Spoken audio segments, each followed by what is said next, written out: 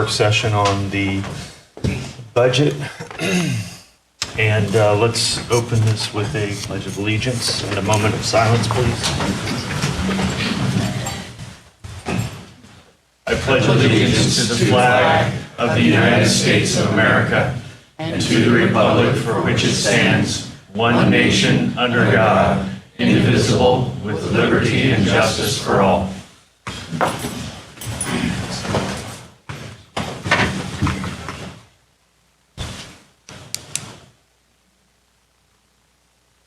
Thank you very much.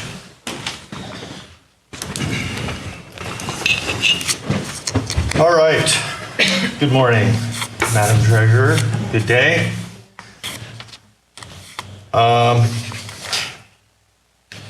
So we are to define some specifics here and exactly what we're going to have to do to get to balance on our budget. I'm sorry that we're here today having to do this. Let's begin, please, by Megan, if we could work through. I'd like to work through the cuts that are going to be navigated here, aside from the Sheriff's Department, and then deal with the Sheriff's Department last. I'm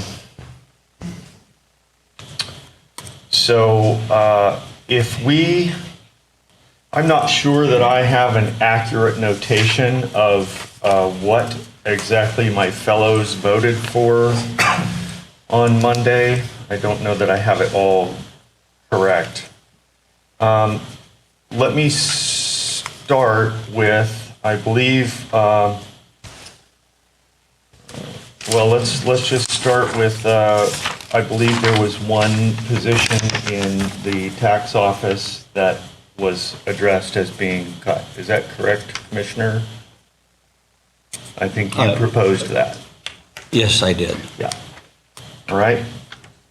Is that what you see, Megan? The finance Yes, John tax? had one from my department. Okay. And then what about Bob? We should And compare I the two. believe that Commissioner Main also supported that, and that's what was voted on, correct? Correct.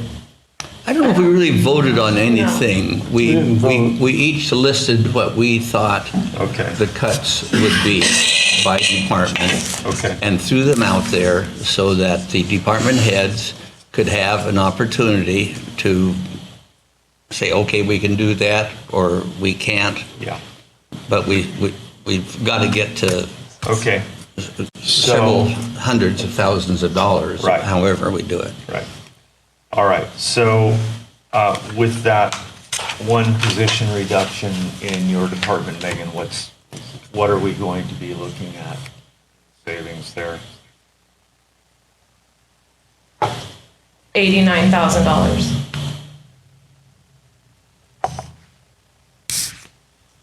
All right. No, If there was a question from the audience, I did not hear what it was. they asked if it included unemployment. Okay. Unemployment for each employee is $21,736 up to. What was that again? $21,736. Thank you. And before we proceed regarding the topic of unemployment, I was going to, I think I mentioned this on Monday as well. I want to know if there's any legal preclusion from us offering a buyout to our employees who would be looking at collecting unemployment. Is there any reason that we cannot offer them a 50% cash payout if they do not claim unemployment? Caroline? That would require some research, I think. I don't believe so, but I don't know for sure. Okay, so barring legal preclusions from that approach, I would like to have it out there on the table to offer that to any employees who desire to take it. There would be the obvious benefit. Caroline? So we could certainly, if we were offering a cash incentive, we could have them sign a severance agreement or a separation agreement. Right. I'm just not 100% sure, even if we do include language that states that this is in lieu of them applying for unemployment, whether that would be binding on the unemployment side.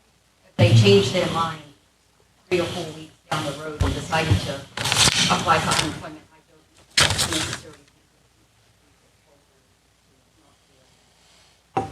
All right. We could certainly include other language in the separation agreement. Okay, I'm getting a complaint online that we didn't,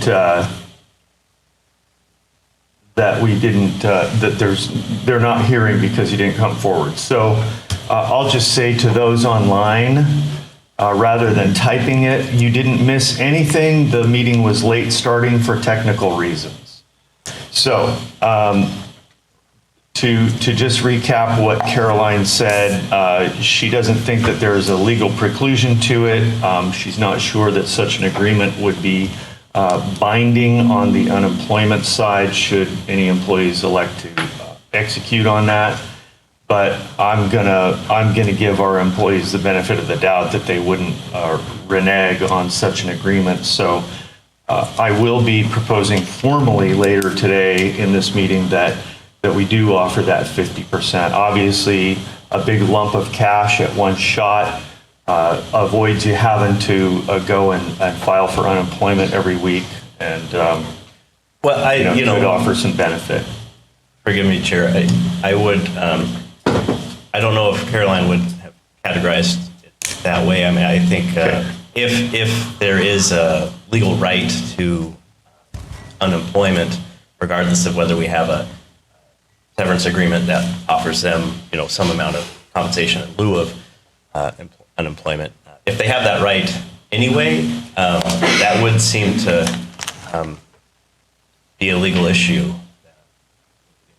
What would our severance agreement accomplish at that Okay. point if they can obtain it So with or without the agreement? all right. Well, it's an outside the box kind of idea, and as typical with outside the box ideas, they get confronted on all sides by government as we have come to accept it over these decades.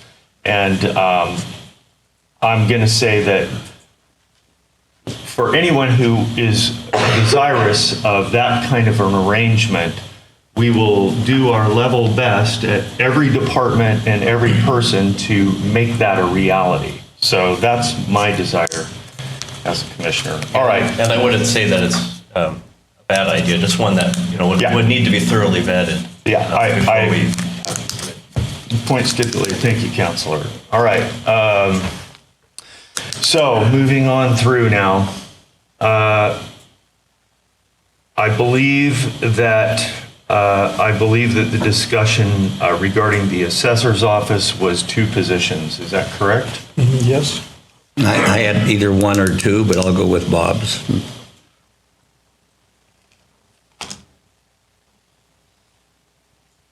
And those 2 positions, of course, it depends what they would be, but good morning, Mr. Jansen. Good morning, Steve Jansen, assessor. Before we discuss specific positions, my question would be spreading the cuts over all union employees. What was the response from the union? Were they approached with a suggestion possibly, we'd like to roll back any raises for the upcoming budget year? Maybe half of or a percentage of raises that were negotiated in the last contract. I would think spreading the pain, the cuts over 300, 350 union employees would be better than over 20 or 30 individual people or each of the, if we have to cut somebody, that's 100% pay cut. I was just wondering if that has been discussed and how that went. If I may address that. It hadn't been discussed the way you described it. Number one, we have to find the savings out of the general fund, not out of the entire county. Okay. So the 350 would be county-wide, and general funds, what, about 160, as I recall? About a third. Pardon me? About a third. Well, Maybe at the most. why would it not include all union employees? And we're all in this together, even the non-general fund departments. Because the budget problem exists in the general fund, not in the other departments. And there are not mechanisms by which to cross those. For instance, if we cut roads pay, they can't transfer the difference between pre-cut and after-cut to the general fund. They have to use their money for road-related things. And so that money would not be transferable to the general fund. Same with Coos Health and Wellness, same with community corrections. So it would have to go. The other part of it, Steve, is that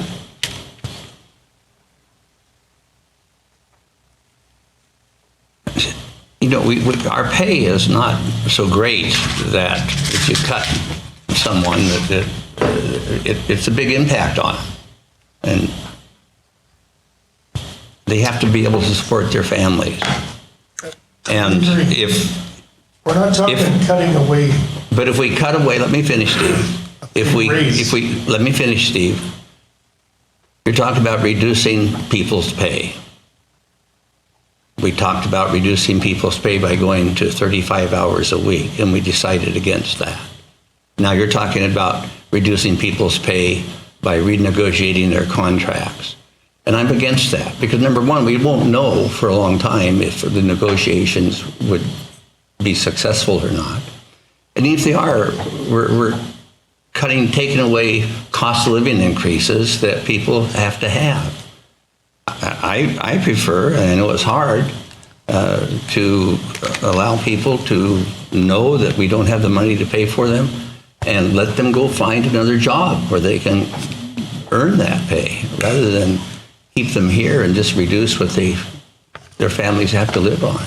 Well, just to confirm then, what you're saying is, no, you haven't talked to the unions. I have not talked to the unions. I don't know, that would be something for HR to talk about. I don't want to take pay out of anybody's pocket either, but if there's a pay raise still to be given out, let's talk about just the pay raise. So Caroline Morgan, HR manager, just for the record, the two biggest unions affected by the layoffs is AFSCME and CADS, and both of them have contracts that expire on June 30th, 2025. So both of them, County Council and I will be going into negotiations for in this coming year, probably opening up fairly soon. So there are no set raises on the record as yet because they haven't been negotiated yet. Secondly, a formal offer, just for the record, has not been submitted to both those union reps at this point, or to the unions, only because we haven't reached that stage yet. But a decision like that, if it were to be put out there, the unions would have to reopen up negotiations with us to determine if that's even possible, and then they would likely put that out to all of their union members as a vote, and we could never guarantee which way the union members would vote on that. So it is very much an unknown at this point whether everybody in the union would agree or the majority would agree to something like that. So I just wanted to clarify both of those. So we haven't put out any formal offers yet to the union. Thank you. Mike? Thank you, Caroline. Thank you, Steve. And as part of the total reduction in the cost of doing business, I think it's a question needed to be asked. Have all the participants been brought into the conversation? Or are we just bringing in general fund and sheriff's office into the discussion and say, sorry, you're all just going to have to take it for the team. I'm part of the team too. I'll be here for another 3 weeks and, good luck. I'm retiring. But I want to look at all the possibilities. We have spoken in our office with 2 retirement eligible staff members. Don't want to see them go, but they both said that they're willing to discuss a buyout. We're not just going to cut them off and say, sorry, 1st February, you're out of here. But they're certainly open to negotiation, and I think we could easily come to an agreement.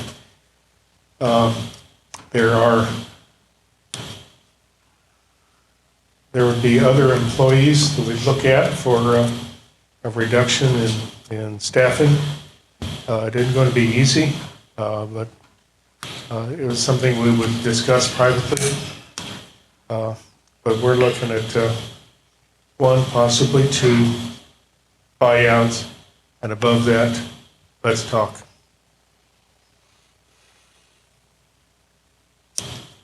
Any questions? A concern. We have to make decisions sometime, and I think now's the time. We've been talking about this for a long time.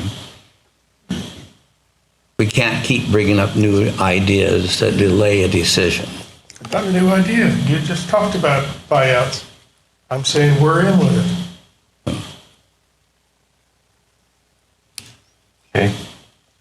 So if we were to embrace that buyout for your near retirement employees, how do you see that negotiation proceeding, and what would be the timeline, do you think, to settle down on what that arrangement would be? Absolute dollars, I don't have a calculation for that, but all these employees, all in, fully loaded, cost for employment is 110 to 120,000 a year. If we look at 3 months buyout and 3 additional months of insurance, I think that's someplace in the neighborhood that we'd be able to settle.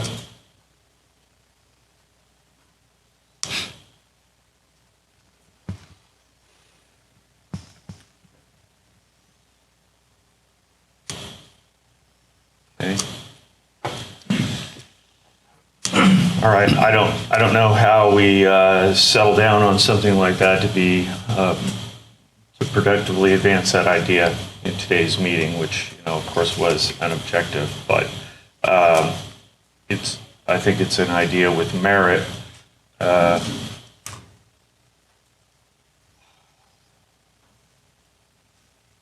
to appropriately consider this idea and get it negotiated with those employees would require then another cycle of this meeting, which, would be unfortunate. Looks like Mr. District Attorney has some words to share. You're contemplating paying $21,000 in unemployment insurance for each person you lay off. You did this before when we had layoffs, when there were people eligible to retire, offered them a benefit to retire. So for example, if you were to, well, first off, let me say this. When I talked with you the last time we were here before last Monday, I told you that when we had these cuts in 2007, that the commissioners made a big mistake going through departments and saying, lay off this person or lay off, you're going to have to cut a position. Because it didn't work, because what happened then is bumping rights came in and we had to do a second round. told you guys this. And what you need to do, in my opinion, is tell us, give us a dollar amount and give us some free leeway how to deal with this. The early retirement people, if they're willing to go, if we were to offer them, say, I don't know how much a month we're paying for insurance for people nowadays. It's $2,000 a month you're paying in insurance. If you were to offer them like 6 months of insurance to retire early, then you don't have to worry about the unemployment because they've retired. You don't have to worry about the legal issues or whatever. But give us, the department heads, the leeway. Give us a number. Don't give us, say, Paul, you got to cut a position. It didn't work the last time around. That's what I've got to say about it. Thank you. Thank you very much, What he said, Mr. Frazier. as a closing thought, you have two departments who bring in a lot of money, tax dollars, for the $91,500,000 of property tax comes in a year, and that is, the tax and assessor's office brings that in. Sadly, the county gets a small cut of that. They get $8,500,000 out of that 91 million. I can't change the permanent rate. That's up to you and That's the governor. that's the total amount, but what's collected is only about 6. Well, if you want to piss on my shoes, Bob, come out here and do it. You're not the assessor. to settle I'm down, trying to give you some Mr. numbers. Assessor. I'm trying to give you some numbers. Compose yourself. Bob, I'm trying to explain how many dollars we bring in. I got that. I Forestry know all Department brings in that. money. We know that. What I would ask you is, when was the last time you were doing cyclical appraisals, an area by area by area in the county? A long time?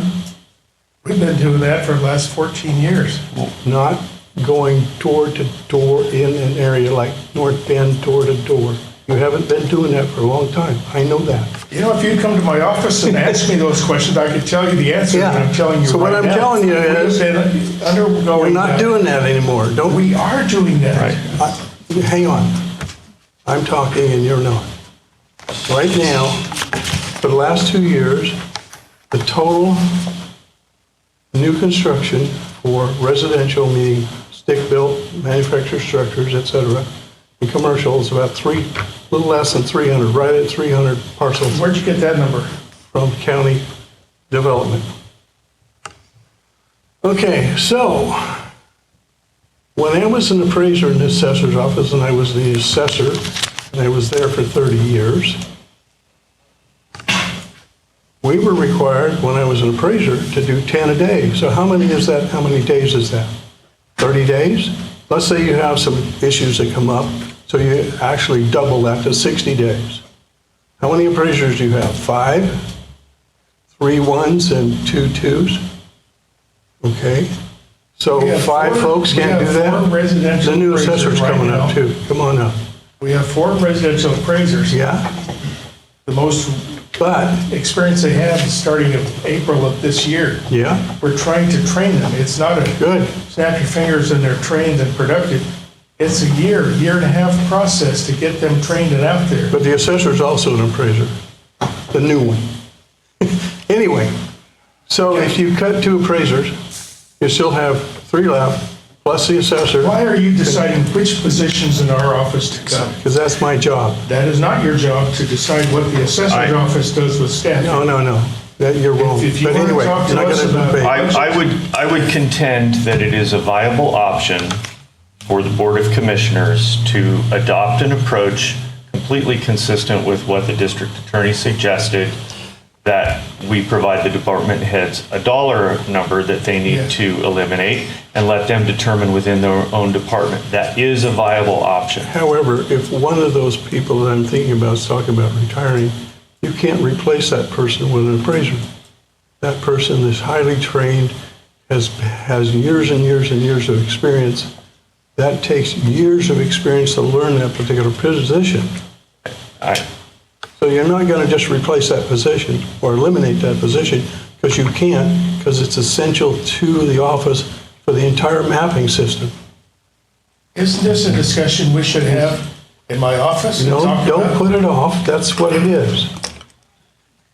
I think they're all, Jason Corbus, assessor-elect. Yeah, I think there's also a little bit of clarification that needs to get done and clear as far as the number of properties we go look at per year per new construction. For new construction flags this year alone, we are a little bit lower than last year, but we're somewhere around the area between, I want to say it was roughly around 1,200 properties with flags that we've gotten to go look at per year for new construction for one reason or another, whether it be a small update or a large update that needs to go into a property. As far as, and that's down from previous years where we've had upwards of more than 2,000 to go look at. So 300 new construction properties is a little bit misleading. And when we talk about how many we go through on our cyclical reappraisal that we do, we're short-staffed, so we don't get the opportunity to hit that 6-year cycle that the state gives us. But we do have a rotating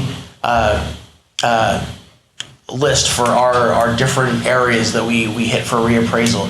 Last year, I believe we did upwards of close to 4,000 with our undermanned staff as it is. So it is, just in my feeling, very misleading to make the assumption that we're looking at somewhere between 300 properties at the most, and we don't Okay. require bodies. So to let's do say you that. have 1,200, that's 120 days, right? For one person. At 10 a day. Right. And extend that out. So you got 240 days. Let's say you've got some issues that car broke down or whatever, you were sick or something. So it's still 2/3 of a year for one person. Where are you getting this 10 a day per person? That's what we were required to do. So when I was in operation. how long did you just say? Huh? Your time frame there? A third of the year? Yeah. Okay, that's how long our recheck season is for checking out new construction. We generally go from when we're allowed to get back out in the field in November through, we like to get done with those rechecks for new construction right in the beginning of April.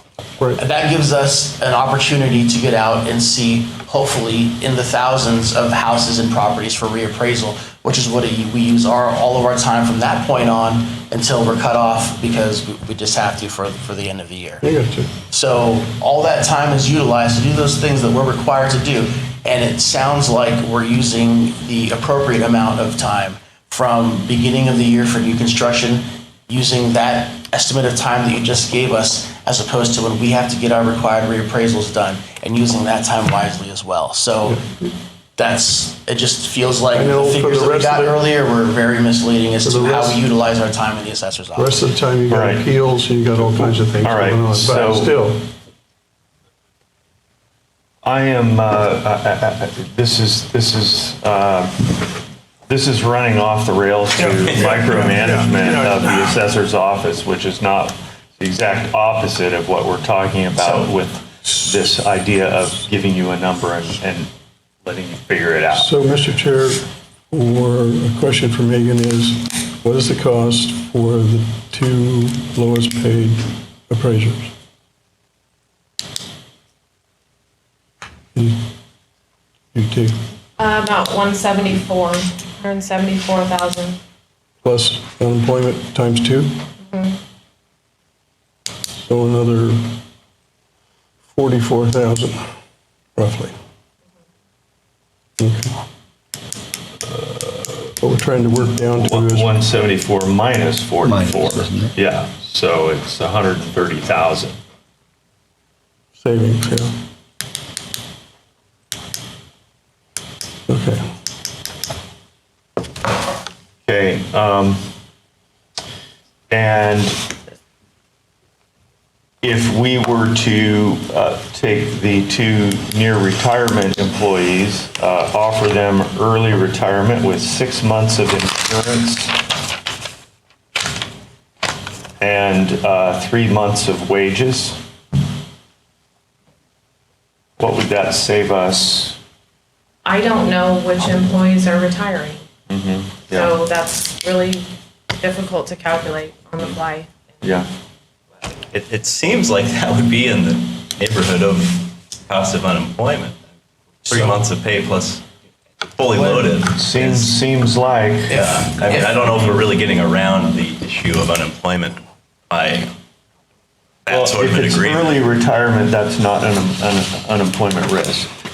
Well, I have a thought about that as well, which is it's not an unemployment risk if you can be sure that they're going to retire. But, I don't know if we can have them sign an agreement that says, I promise to retire and not go and seek another job and take advantage of unemployment. So again, I think we're running into this issue of, contractually, can we hold them to it? But I was talking more about the numbers. Unemployment is, we keep saying in the range of 20,000. 22,000. It's closer to 22,000. And the cost of 3 months of pay fully loaded with insurance, or maybe 6 months of insurance, I don't see, you're getting around I don't see any cost savings.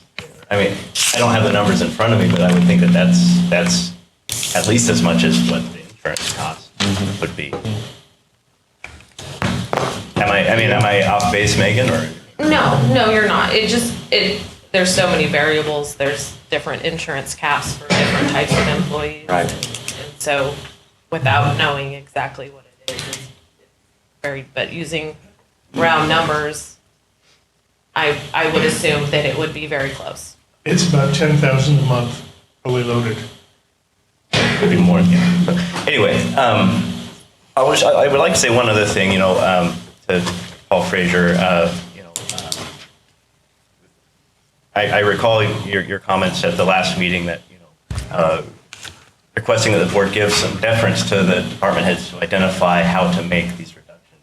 And I will say, I feel like the board attempted to do that by saying, not specifically these positions are going to go, but a number of positions. So, that did give some latitude to department heads to figure out which of the positions need to go. It's not as top down as suggesting it was The problem with that 2006. is you haven't identified what type of position.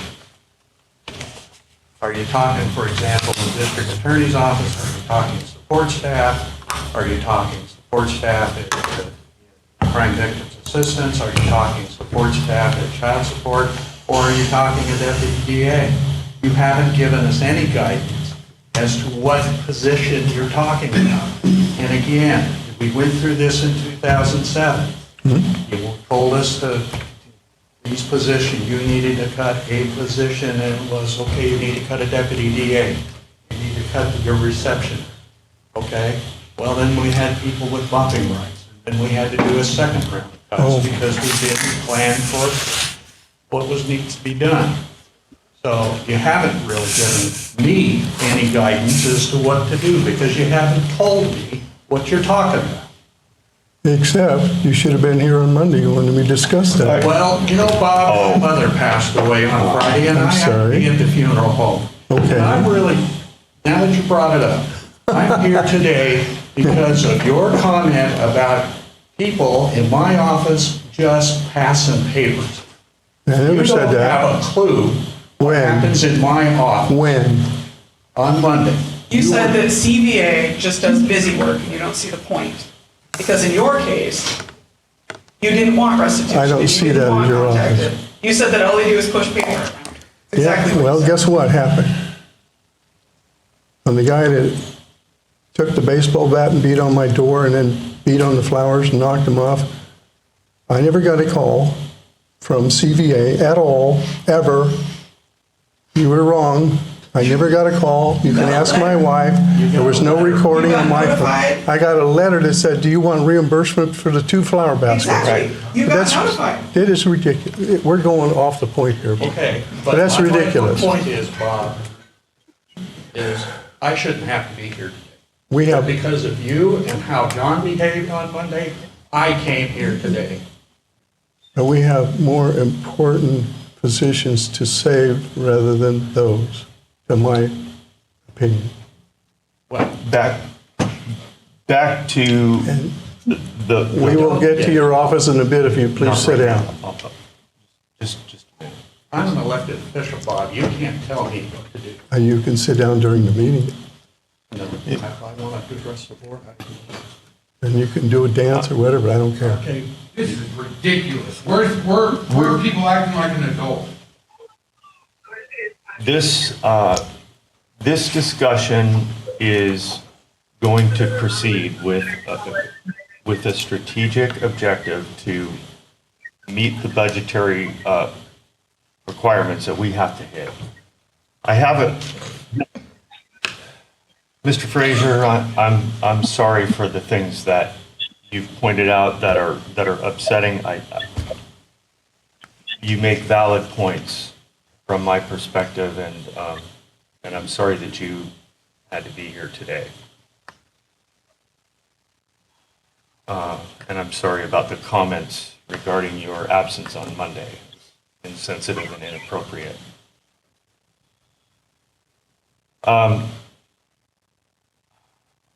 I've had a suggestion here from Commissioner Sweet.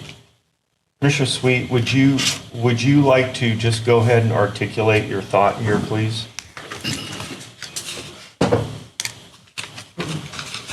I am very concerned that we've got a bad start and we're not going to get done what we need to do. What we need to do is find $800,000 from the non-sheriff general fund departments. Now, we hoped by making some suggestions that it would facilitate the discussion. I had hoped that. Obviously, I was wrong. Now, if all the elected department heads and appointed department heads want to meet and come back to us with $800,000 of sustainable cuts on Monday, I'd be fine with that. But we can't let this go on and on and on. Or we can take a look at the suggested cuts. They were suggested, they've laid out on Monday. The reason we did that, I think I explained it, was that we felt strong, at least I feel strongly, that each department head should have the opportunity to come back and argue whether those cuts should be made or not. But in the end, we've got to come up with $800,000. So if you all want to take that on and decide amongst yourselves and come back on Monday with $800,000 of cuts, I'm fine with that. But you're going to have to, some departments, I went around to all the departments, almost all the departments, and explained that this process is going to be ugly. It's not going to be fair. The cuts will not be evenly distributed amongst the departments. They will be made wherever they can be made. And we'll come out with an organization that is not as effective as it is now. But we cannot continue spending money we don't have on a sustainable basis. Now, if you want another 4 or 5 days to do this, that's fine. But it's not going to go beyond Monday in my mind. And if you don't come back with cuts, we'll just make them. So I hand from Darius. So actually, I'm going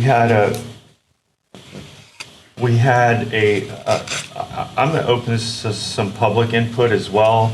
I'm sorry, Julie, I didn't see your hand come up.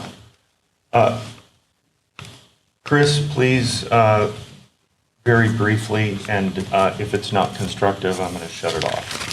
before Chris gets started, I think DA is absolutely correct. We're elected officials. The voters said, we want you to do your job. Yeah. Let us do our job. Yeah. Let us make the decisions where to cut.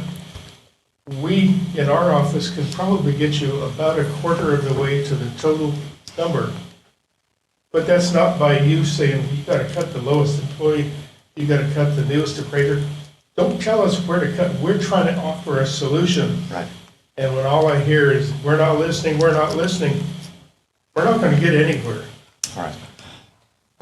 So I have to interject, because on Monday, the board's motion was identify 2 positions, 1 to 2 positions in the assessor's office. It didn't specify which positions or the lowest positions or anything like that. So I feel like he did say that, but that was one commissioner, not the board as a whole.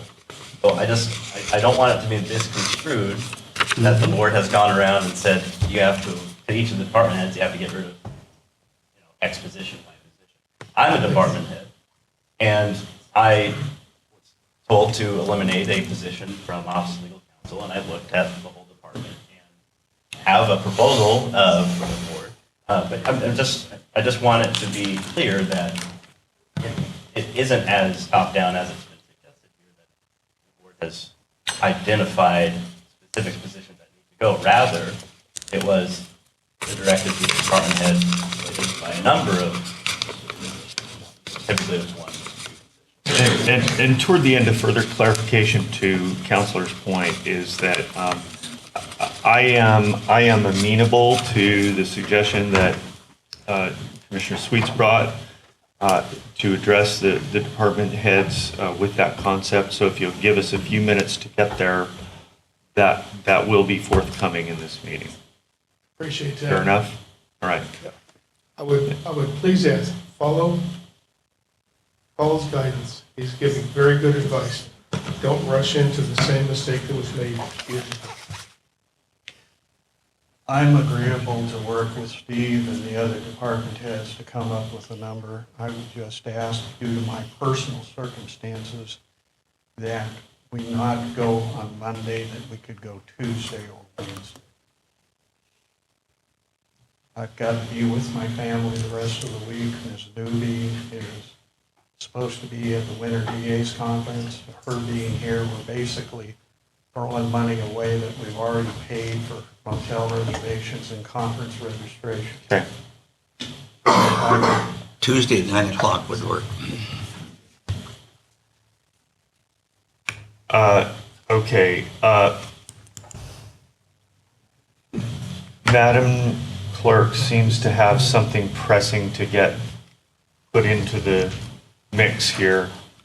So I'll put her ahead of you. I'm sorry, Chris, just stand by patiently and we'll get this moved ahead. First off, I think if we move this to Tuesday, we should let all the department heads comment before you make that decision. not Agreed. Just a few. I think this decision needs to be made today. I think asking us to do it as department heads is going to pit us against each other. And I know that I feel like this has been going on for a very long time. No one wants to be in this position. None of us are happy with it. Our staff needs to know what's going on. We're all uneasy. Emotions are high. We got to make a decision. And by putting it off till Monday, it's just gonna make those emotions boil over even more. I understand the suggestions, and I do hear you guys when you say that you're letting each department make the decision on who they cut, and I think that's important, but I do think the decision needs to be made today. All right. Thank you. Darius, I'm sorry, Chris was way before and Chris, please go ahead. Not trying to steal the show, just trying to be a voice of reason. Yeah, I know. Outside perspective, I sat through 3 days in March. This 3 is days Chris later. Castleman, for the record. We For need the record, names I on am the Chris record. Castleman from East County, Oregon. I sat through the preliminary budget hearings and the budget hearings with the 4 of you, Megan and Sven and 2 other budget committee people, and I'm confused at this process because we did this back in March and April. You went to the department heads and you asked them to bring forth a 15% proposed cut budget, and you didn't micromanage them. You allowed them to make those decisions, whether they wanted to make those cuts out of personnel or out of other budget cuts, other travel or whatever. They produced those cuts, and I believe it totaled almost $4 million, which is the deficit that you're trying to dig out of right now. And what happened to that plan? I mean, like, I have all the notes from it in my book here. I have all the numbers, and it added up, and it seemed reasonably fair, you know? Like, the sheriff's office is a big department, and there were massive cuts to the sheriff's office, and you know how I feel about that, but it allowed them, some of them are elected officials, not even just appointed. You've got the DA, the sheriff, the assessor, the clerk, like, they're intelligent, responsible people that should be in charge of their department and in charge of those budget cuts. So I'm absolutely in favor of not doing what you're doing today. It's very strange, that's why there's all these emotions and why it's very awkward. I don't know if that helps, but there's like a rubric for this. You guys came up with it. I paid $30 to get it printed out from the treasurer's office. All right. It's there. Chris, my simple answer to your question is there's been a lot of water under the bridge since those numbers were presented. This is another. I'm sure they'd have to change a little bit, but. Yeah, and so that's what we're asking for is today, you know, how we're going to get this. Thank you, Chris. Megan. Darius? Good morning, Darius Boudelier, Director of Information Technology. You and I spoke when you asked for potential cuts. You and I spoke, I have an open position that I've kind of paused on trying to fill. I'm halfway through the process. Is that position part of the 800,000 we need to get or not? Because if it isn't, just take that position. I know you and I have gone back and forth. It is probably not sustainable for me to do the director's job, the IT manager for Coos Health and Wellness, and be the systems administrator, but I'd rather do that than have one of my coworkers lose their jobs. So if that's not in the 800, take it out now. That, your department was not included in either Bob's. Take that job, we'll close that position. That's one position that we don't have to worry about. There's nothing left for me to give. Susie and I are gonna be spread really thin amongst 250 users, and half of my time is gonna be supporting another 125 at Coos Health and Wellness. We had made the decision, both independently, that there would be no cuts in your department. Well, I appreciate that, but I have an open position, and we're talking about laying somebody off. But it's not, So, what you're talking about, you guys are- what you're talking about is not sustainable. No, I know, you Okay. guys are in charge, I just don't wanna see coworkers, and a lot of these people are trying to figure out ways. I mean, it's your decision, and I respect that, I know exactly what you're saying, John, and believe me, I've noticed things are starting to slip over the last couple of weeks while I've been doing all three jobs. But I don't wanna see one of my coworkers lose their jobs. Okay. Well, thank you for that, Darius. I'll just say that the technical security of the county is in the interest of everybody and all citizens of the county, and it's bigger than any one single employee. Not to devalue any employee of the county in any wise, but we can't afford to have electronic security slip. We can't. I understand. Okay. All right. Yeah, oh, Jill, sorry, didn't see you. So I have 2 open positions, so if we could transfer people from one department that might lose to those positions, that Okay. would save you $44,000. I don't know if that's possible. I don't know if anybody's willing to come work for us. I mean, we're happy people, but I would just like to suggest that. I went through interviews, but I was very upfront with people when I went through interviews and said, we're going through budget cuts, we may not be able to offer this position. And so everybody was upfront, everybody's aware. All right. Well, that's very helpful, thank you. That's just the unemployment, but you have to include the positions that are That's coming out of true. general fund too. It's a whole That's lot true. more than 44. That's true. We're So, talking maybe close to 200 or more. so I'm just saying if it works out, then great, we can transfer and if that's a possibility. I mean, we're way behind, so I mean, I'd like that sooner rather than later, to be honest with you. All right. Are there any volunteers in the room to go to community development? No. Okay, thank you for that, Jill. We appreciate that. And that might be something that'd be very helpful. All right, was there another hand? No, okay. All right.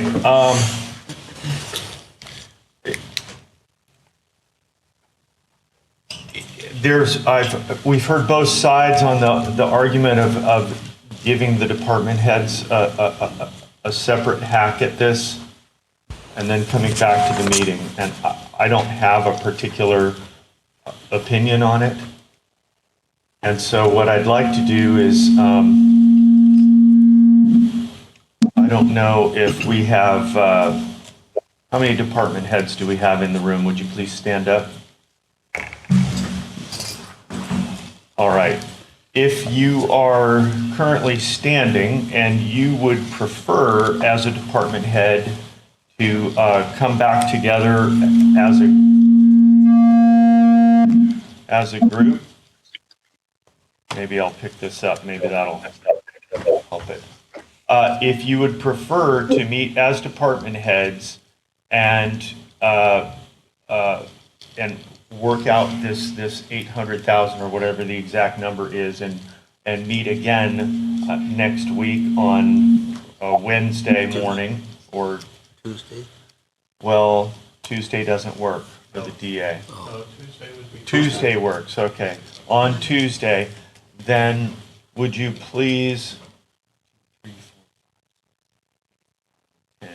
would you please sit down? If you want to, if you prefer to have that approach, take a whack at it as department heads and meet again on Tuesday, please sit down.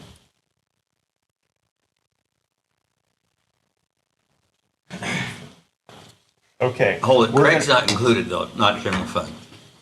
Huh? General fund department head. General fund, yeah. Paul's back there standing up. Okay. All right, so Those standing would prefer to get it done. now, yeah, which is actually a majority. So there you go, the democratic process at work. Let's proceed.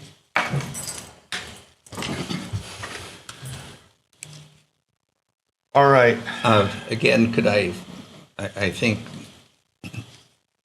you gave us some good advice, that we didn't specify what pay grade, anything else. It's just a person. Well, it wasn't advice, I was just sticking up for you. I think that's what, I mean, we didn't,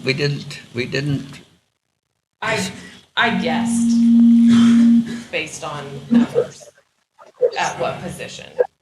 So, Okay. I mean, and at this point, I don't think we're really looking for exact numbers down to the dollar. We're kind of looking for a round number Right. to get us ready to go into budget Right. planning. Concur. And I would also say, Megan, like, let's take your department, for example. We said, one position, $89,000. Hey, if you can figure out a way to save $89,000 without cutting a position, bring it. I'm all in. I would have already done that. So the Yes. point is to do the majority of the cuts now, then during budget time, there will be additional cuts most likely. Possibly, yes. Because, I don't want us to cut too much Yeah, I based on an understand. estimated Don't go too far. shortfall. Yeah. Right, correct. So All right. in the spirit of getting it done today, I would like to lead out. Okay. Well, bring it, Counselor. Thank you. So I've had a look at my department. There's no easy way to downsize at this point. I talked about this back in the spring. I feel we're taking on some risk getting rid of any of the positions in Office of Legal Counsel. But I heard you on Monday identify one position in the office.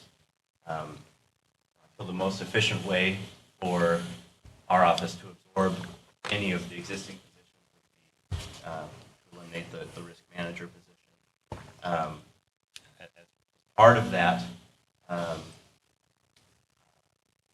feel it would only be right to some of the responsibilities of that position would be taken up by my office manager.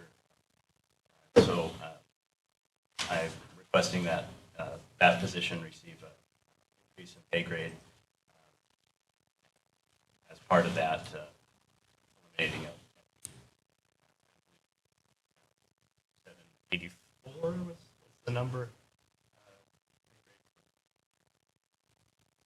Pay grade 784 would be one option.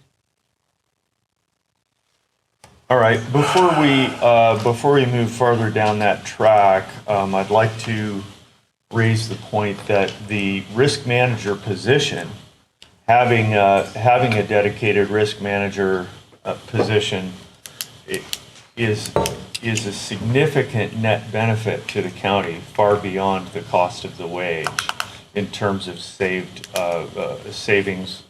in insurance and other costs. Understood. So I'd like to hear about what your address is to that reality. Sure. So I believe the existing duties of that position can be absorbed by HR manager and my office assistant. So we wouldn't be losing our safety program. That would be basically the roles performed by the risk manager would be taken up by other employees. So we wouldn't be losing those savings. All right, and I'm open to correction on this, but my impression has been that the risk manager position is fairly specialized, with a lot of specialized knowledge, and I'm not sure that that's immediately transferable as suggested. I'd be open to other input on that reality, or that question. Anybody? We have two very highly skilled people. Yeah. I'm sure they could assume those responsibilities. Yeah. All right. And again, if that's the department head's choice, I think we have to go with it. If there's questions for those two folks that are managing this, they can always go to council too and have a conference. Yeah. A lot of that position is, sorry about that. A lot of the position, when it comes to the risk management, comes down to the action plan that we have follow through safe. And I've become more familiar with that plan over the past year and change. And we have counterparts in safe who could coordinate with to get up to speed. All right, okay. Commissioner-elect Farmer, like to say something? I think that's fair, considering he's going to have to deal with all this fallout in a few weeks. Appreciate it. Drew Farmer, Coos Bay, Commissioner-elect. While I was sitting on the board for City County Insurance, we were developing a pilot program that was providing at no cost legal assistance up to a certain level to rural counties. The pilot had started in eastern Oregon, but by this year, it may be extended to rural counties on the coast. So that's an opportunity to look at, contact the representative with CIS and see if we're able to get in on that a little bit. Obviously, being the insurance for the county, risk management is their priority. All right. Thank you, Mr. Farmer. One other thing to note would be we have a personnel a specialist position that's being recruited at Who's Health and Wellness. That would free up some bandwidth for our HR manager, who is certainly has a full plate of work, but there'll be a bit more bandwidth because of that position. Right, yeah, that's a good point as well. So do you have a number? Net estimate on the flag is 128,000 with the change. Yes. Are you running a rolling total? Are you going through a rolling total so far? What we're up to? First one. Yeah, so he was the first one to 10%. So. And I do want to point out one thing. Sorry, I turned that off because I was coughing. I do want to point out that if we do start the layoff process now, unemployment would start in this fiscal year. So the entire amount of unemployment would not be applicable to next fiscal year, which is the numbers that we're kind of looking at right now. Okay. Does All that right. make sense? Helps Yeah. us. Okay. Yeah, thank you for Yeah. that clarification. Okay. All right. Anything else, Counselor? That it? Okay. All right. Let's move on to HR. This next on my list, and That was HR. I We already did guess that. it's all, yeah, it's all one and the Did same. that. My apology. Right.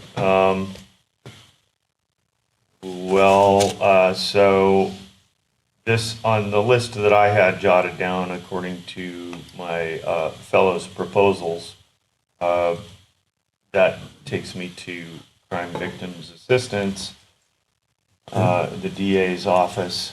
So, Mr. District Attorney, given the fact that the majority of department heads do not prefer the approach that you suggested, which I actually agreed with as well, but be that as it may, the democratic process is what it is. Okay, Crime Victims Assistance, all four of the employees there are paid for, their salaries are all paid for by grant money. Right. 100%. No. The salaries are, their benefits are paid for by the county. So if you cut a position there, it's gonna screw up the grants. It's fact of life, that's what's gonna happen, screw up the grants. All right. Is there an alternative approach that you would suggest that would save a similar amount of money? Well, I guess my question is, what are you looking at across the board at the district attorney's office versus, because again, for example, child support. Talk about cutting that one position of child support. It'll save you $5,000, but it'll actually cost child support an additional $19,000 because that'll be the reduction in incentives. So, Right. I think on the list that we had on Monday, I had suggested one cut in CVA. Bob had suggested two. I'm willing to go, I see the point. It doesn't make any sense to cut. So I'm satisfied to not include CVA. So, In I the agree. on Monday, I was under the impression, maybe I heard wrong, that there would be $100,000 savings if we didn't have two people in CVA out of the general fund. That's, I said that was the general fund contribution and that I was not sure how it was applied specifically to the grant. Okay? I was using whole numbers Yeah. based on the total fund amount and how much the general fund contribution was. Okay. To all of us. Because Yes. my To the whole point that I department. didn't talk to you about, Paul, was I was trying to save a DDA. well, Keep all of the DDAs as much as possible was my internal thoughts about your office. You know, what's to me more important, one of the DDAs or one of the CVAs? And I chose CVAs because I thought we would save $100,000 out of that particular sub-office that you have. That would be the entirety of the department contribution. Yes. Right, so that would be, if you got rid of the entire thing, we'd save 100,000, not just those two positions. And if we got rid of that department, the DDAs would have to do that job. And then we wouldn't be able to file cases. And then where you go again, round, round, round. Because it's in the I Constitution. gotcha. We have to do it. I got you, but that's not what I was Well- misunderstood on Monday. yeah, I understand what you're saying, Bob, but the problem is, and it's the same with child support, because those departments are vastly, CBA, 2/3 at least of that cost is paid for by the state. The salaries, the way it's set up is the salaries are paid for all 4 individuals are paid for by the grants. So the contribution from the county covers the personnel costs, which is like the insurance and what have you. But so if you cut from that pot that pays for the insurance, then we are laying off someone, and then that screws up the grant. And I believe year one of the grant, the 2-year grants, year one of the grant does cover some of the personnel costs. Yeah, it does cover some of the costs. Year 2, the county contributes more. Year 1, it also contributes to the insurance and all of that, how the grant funding goes. From what I understand. And like I think Commissioner Taylor said on Monday, the state is squeezing us and restricting us on what they give us back in funds. And it's so that we cut the most important stuff because that's where we can cut.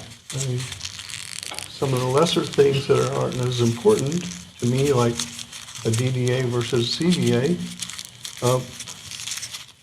all of a sudden they give us grants for all that, but they don't give us any grants for DDAs. Really? No, they don't give us anything like that. No, I mean, we get one paid for through P&P, but the rest of them is coming out of general fund. So it is that way for most of our county general fund departments. Yeah. And every time they do it, like the assessor's office, when I was there, it was 32% was paid for by the state. Now it's somewhere around 11 or so percent, something like that. And they keep cutting back every year on us. They trying to stretch the dollar.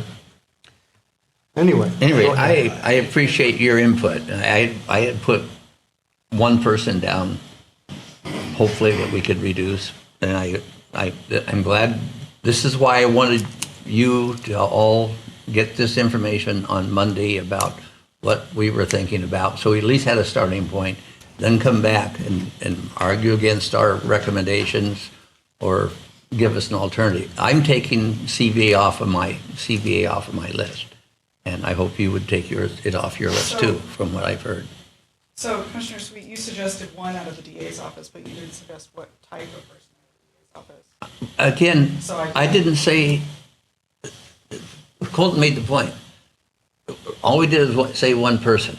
So it would be up to us. Either one of you two Recommendations. would be okay with me. Yeah, well, okay. No. It's an election. I know.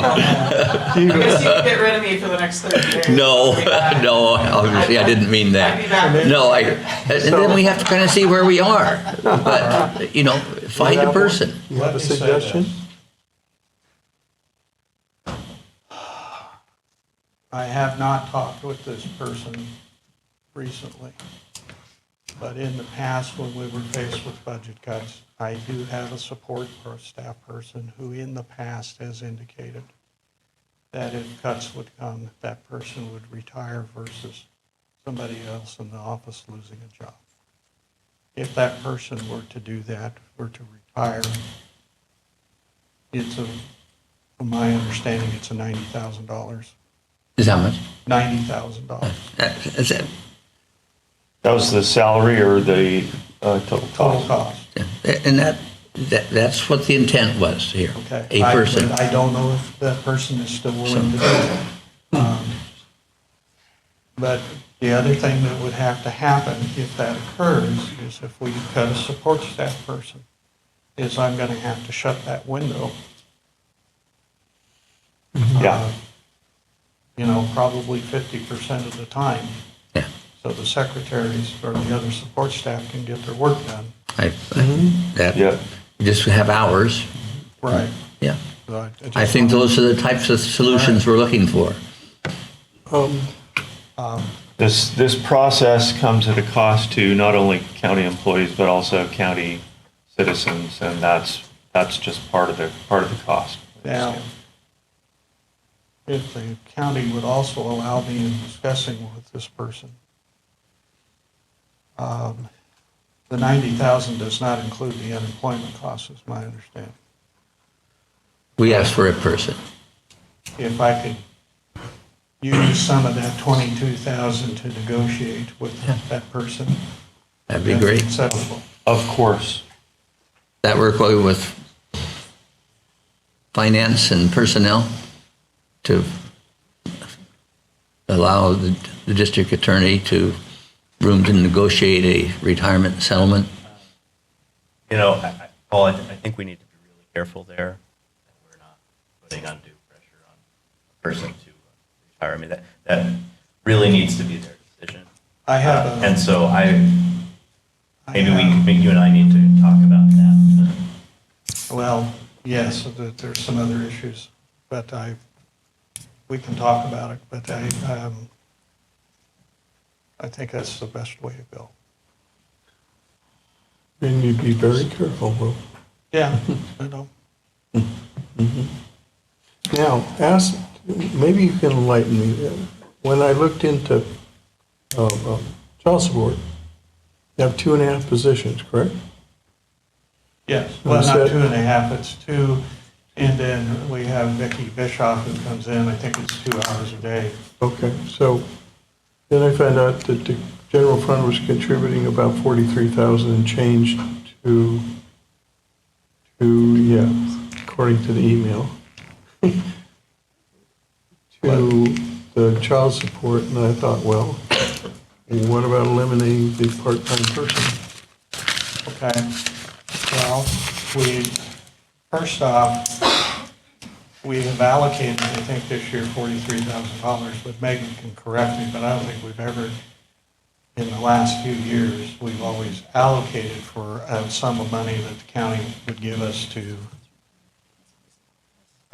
for example, in 2021, you budgeted $29,000, almost $30,000, and we actually only used $13,000 of it. 22, $36,000 were allocated to balance the budget, we only used $8,000. And that's because of the incentive money that they get back from the state. 2023, there was $33,000 that was allocated, and we did use $28,000. When you cut a position as child support, that means you got less people working on collecting child support, which means you get less money from the incentive grants. You get an incentive payment for the amount of money you collect. All right. And so then we also had them look at it in terms of if that position is cut, the $19,000 would be. It would go down because it'd be less productive because they'd have to absorb that person's work. So then the incentive money would go down, and then we'd ask, the county contribution would go up. And I believe it's only a cost of $5,000 for that position if you broke it down like that. I mean, chasing that 10,000 in seems extra to me to make no sense. I mean, I think that clearly the most productive and efficient way for your department to achieve these savings is to explore that early retirement option, and of course not to pressure any individual, but Right. to offer it. I mean, obviously it's a free choice. So Yeah, if That- this this- person says, no, I'm not going to do it, then I'm back to square one. And Right. Probably what I would offer up then is one support staff. yeah. So all right, and that decision, that component of today's decision obviously cannot be addressed finally today. So that's going to have to, we're going to have another meeting here, obviously. So, okay, we have this possible 90,000, wouldn't be 90 the first year, obviously, because we'd have some cost associated on the front end of that. But is there anything else? For my department to be able to do okay, we already are not doing the job. I mean, we're not prosecuting thefts less than $100. We're not prosecuting minor trespasses. We're not prosecuting disorderly conduct. If we were to cut a deputy DA, we would have to say no prosecution for any property misdemeanor, which would be You'd have to say what? no property misdemeanors would be prosecuted, which means you'd have to steal more than $1,000 worth of stuff before we could be able to prosecute. And as I explained to John when he came and talked to me about it, I think a decision like that would have long-term ripple effects through the county, because once the bad guys figure out they can go and steal $500 or $600 from Walmart and not get prosecuted, it's going to start raising costs here, there, and everywhere, and it's just going to cause issues. So from my perspective, if we have to cut, one, support staff would be the place to go. We can make it work. It's not going to be pretty. We can make it work. Okay. Thank you. Thank you both.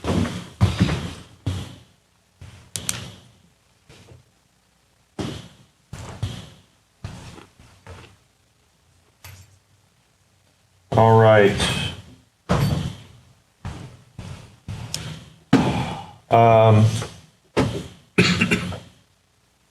I think I don't have anything else on. Do we have finance? Yeah, we actually addressed Megan first. Do you want to speak further to that, I Megan? would love to. Okay. Thank you. Yeah, thank you. Go ahead. So I just kind of wanted to hit a little background points and how this would affect my office going forward. So up until August of '23, there were 3 people in tax.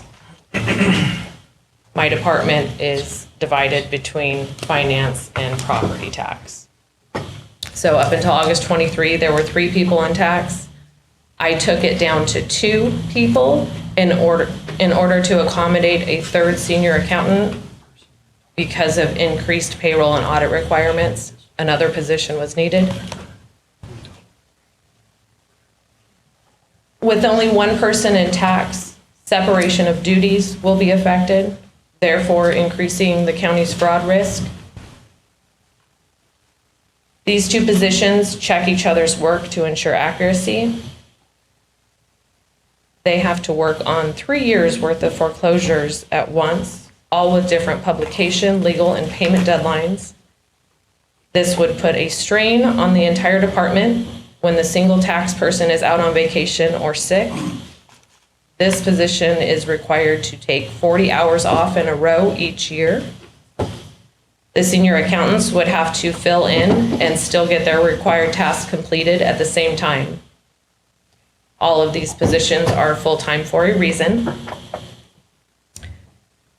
These 2 tax positions collected over $85 million in fiscal year '24 and have collected over $80 million so far in this fiscal year.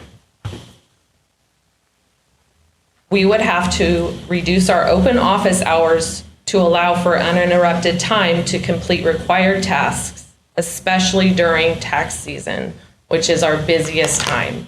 We would have to close our doors and not be able to help the public walking in. We have tried different things over the past years to cut our costs. For instance, we are processing all property tax payments in our office. We are not using a lockbox in Portland anymore. That saved us about $15,000 a year. We have decreased our banking fees by consolidating and managing our cash balances better. That's all I have. Okay. Thank you for that. So Bob had suggested no cuts. I suggested one. need to make a decision.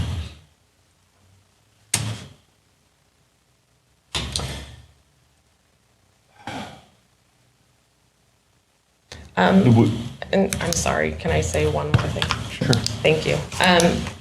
I did include in the $89,000 that I told you earlier that the one tax accounting specialist that is left would get a little bump in pay to reclass her because she would obviously have more duties.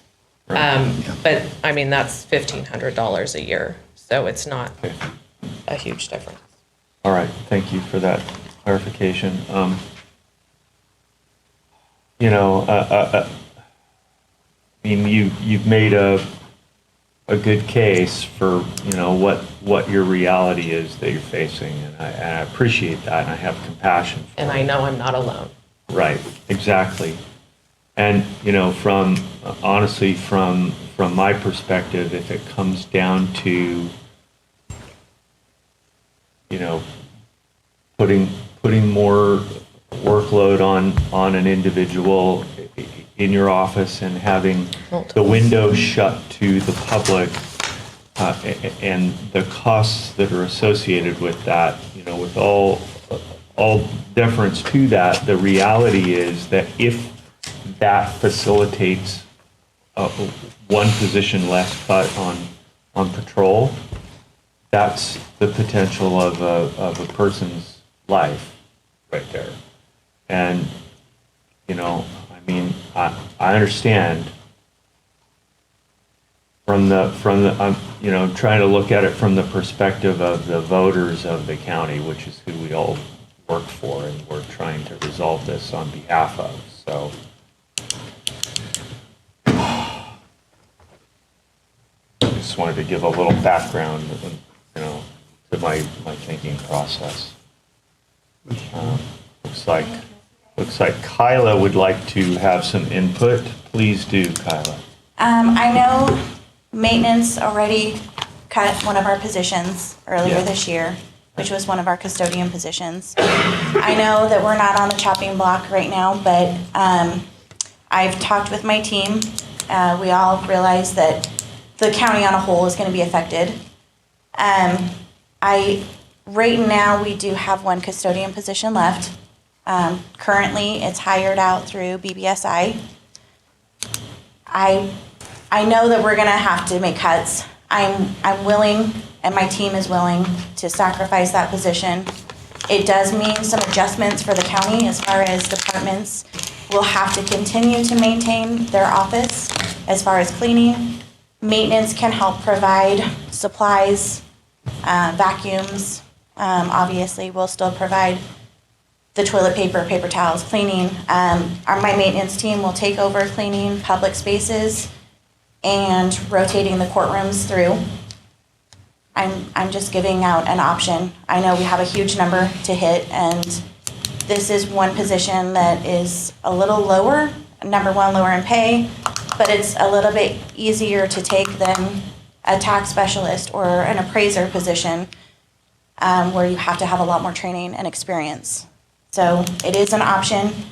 Roughly, I want to say it's about $74,000 is what we cut last year, or when we came into the budget. So Okay, and we have no unemployment expense in that. we have no unemployment with that. We do have our fourth maintenance position is also hired through BBSI. I would prefer to keep that, considering that my maintenance team is managing 7 buildings, plus projects that we bill out through Coos Health and Wellness, Roads Department, Parks Department. And with my team taking on custodial work in the morning, I would prefer to keep that fourth position for manpower. But obviously, there's tough decisions to be made everywhere, but I have talked to my team, and we are willing to give up that position.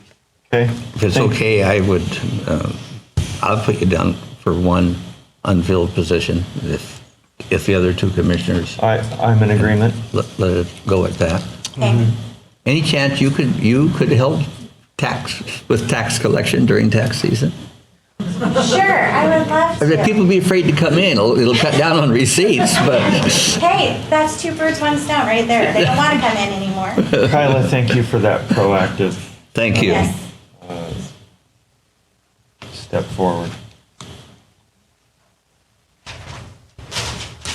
We showed no cuts for surveyor. Neither of us anticipated any cuts in the surveyor's office, no cuts in the clerk's office.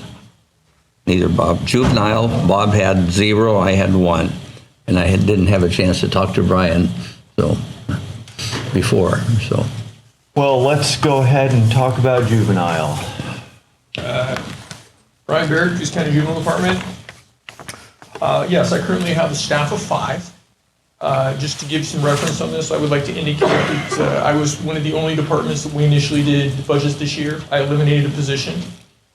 Since that time, I additionally went back and we came back. The gentleman behind us that was speaking about hearing what the board wanted. I came back, I redid a detention contract, reduced that by another $35,000.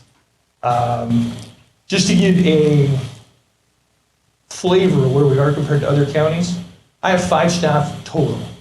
Curry County currently has 6, and our sister county that is the closest in the state of Oregon to us is Klamath County, and they have 12.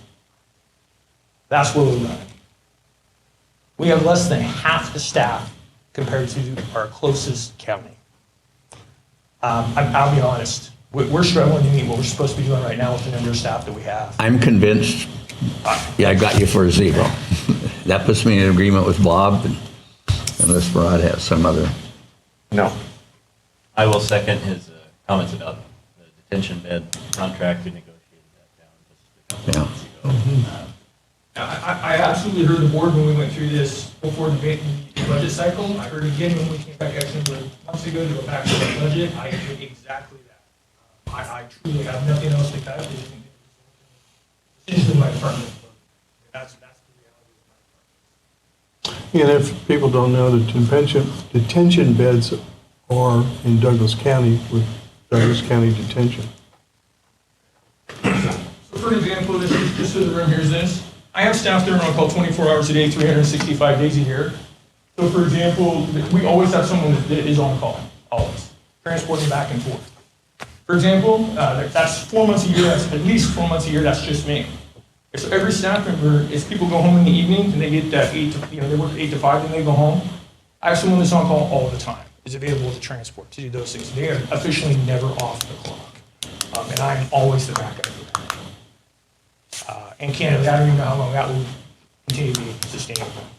I get a little more tired every day. All right. Thank you, Brian. Okay. We need to, on your list, did you have any? Where are we with the assessor's office? Well, I think. Where are we with the assessor's office? Well, I Steve, think was my question. with the assessor's office, where we're at is we're not going to be able to make an absolute final decision on that one today until Steve and I don't know if Jason will be involved in this, has a chance to chase down this possible early retirement situation. Any buyouts So- would come out of this year's budget. Next year would be a total savings of the 2 positions we're considering, Yeah. which is about 120,000 Yeah. each. So in any case, we're not going to be able to make that decision today because we have this open-ended question. Right. So, And I think Megan and I can pin that down pretty close. I'm sure. So, and that doesn't need to be a public meeting, probably, or actually, we can probably come up with what that modification is going to be and then just put that on a regular meeting agenda for a vote. But again, whatever we're talking about for buyout expense, that would come out of this year's budget and still leave leftover dollars.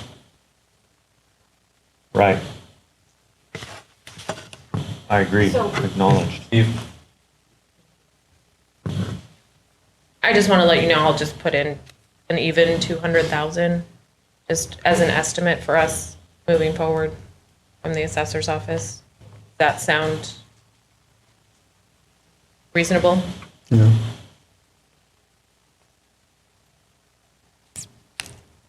If, yeah, reasonable for me. Okay. And we talked about child support, a half. I don't know if we decided for sure on that. Bob had a half a person, I had none.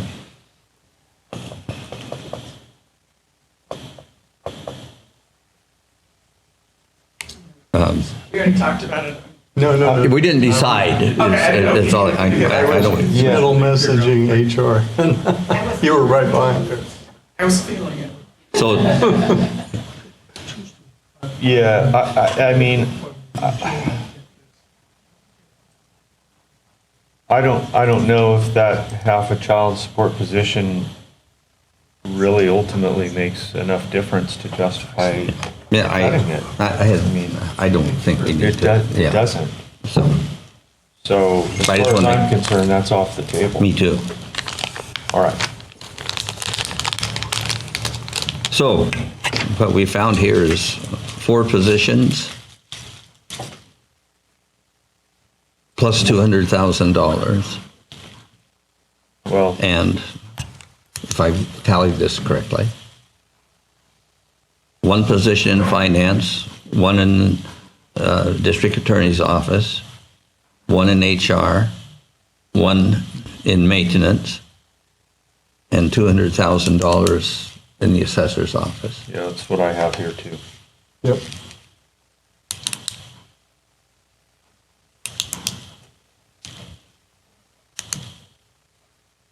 So what we'll need to do is have Megan kind of add this up and then figure out what's left over to fill out of the sheriff's office. With those positions, we're at 591,500 without unemployment costs.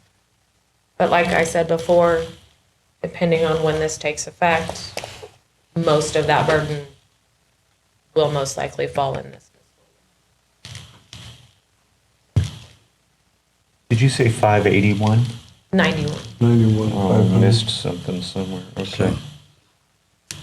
And that's close to the target.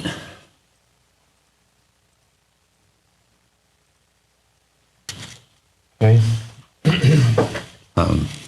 Timing on these, what's a reasonable time frame?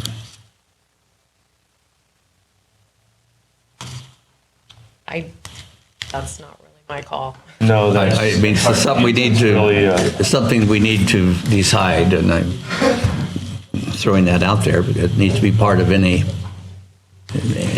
motion. All right.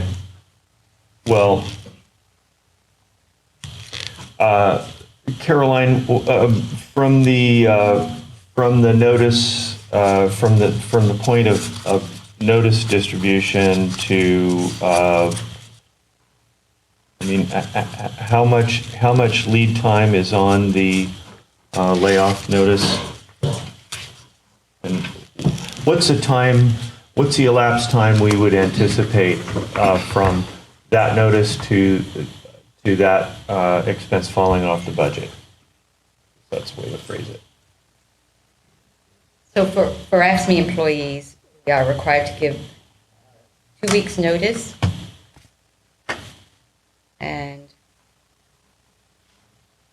And then if we're looking at bumping, we need to give them another 14 days after that to decide for bumping rights. Okay. But if there's no bumping involved, at least 2 weeks' notice. And whatever we decide on top of that. Okay.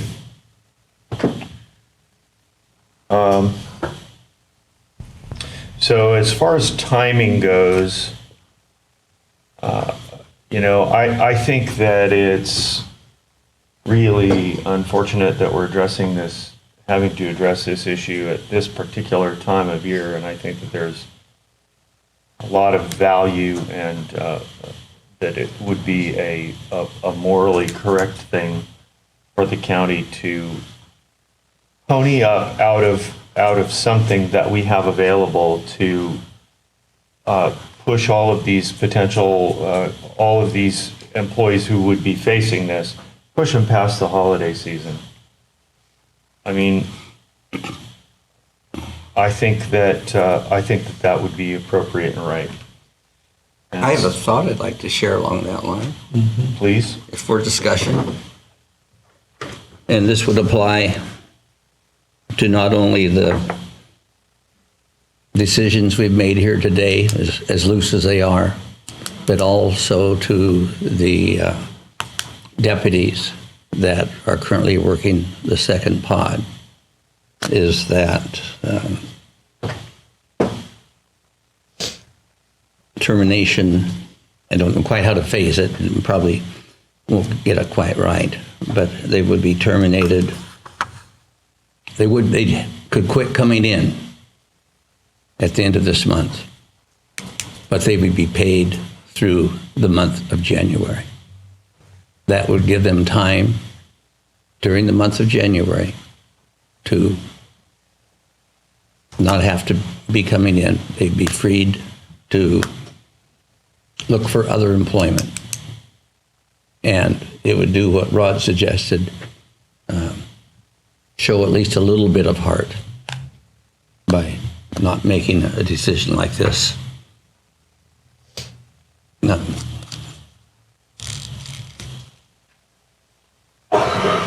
Worst dream come true during the holiday season. All right, that's good input, Commissioner Sweet. Thank you for that thought. Is that doable from a? Yes, the answer is yes. Okay. Yes. All right. Thank you. Okay, so we have $591,000 identified. And I don't think there's anybody else left to talk to before we speak with the sheriff. So, for Megan, do we have a balance so far? Pardon me? He's looking for a remaining deficit balance. Ending balance here in the negative part. Are we assuming for this that we're taking unemployment out of this year's budget and we're just looking at what the costs are going forward? That's what I am, because, right now everything is, we're still estimating what our shortfall is going to be. So I'm kind of just really using some round numbers. That leaves a balance of $1,360,000 approximately.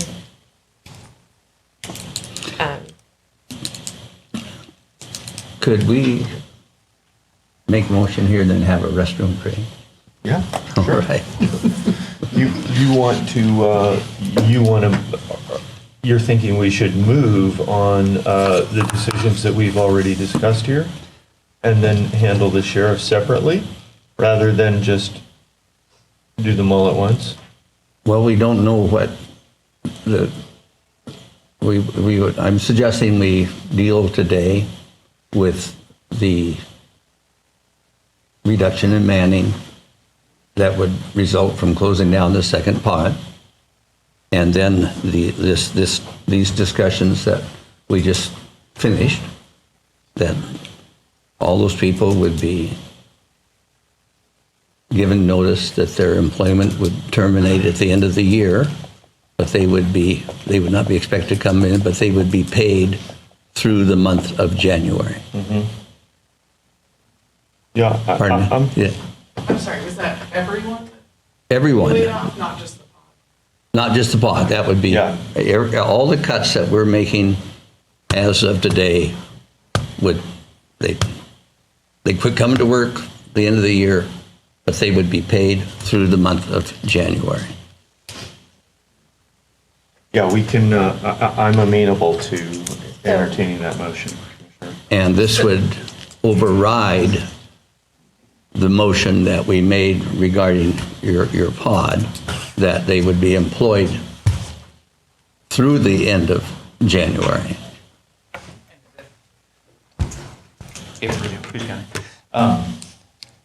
So it would override the motion to employ through the end of January, so we're talking about, sorry, I had to step out for a phone. Oh, no problem. I apologize. So I think what Commissioner Sweet is proposing, that the Monday motion was to close the pot at the end of January. Right. And now what he's proposing is that actually moving that up a month. So that those employees would no longer have to come to work, but they would still be paid through the end of January. Okay. So they would have that time available to regroup, search out employment, et cetera.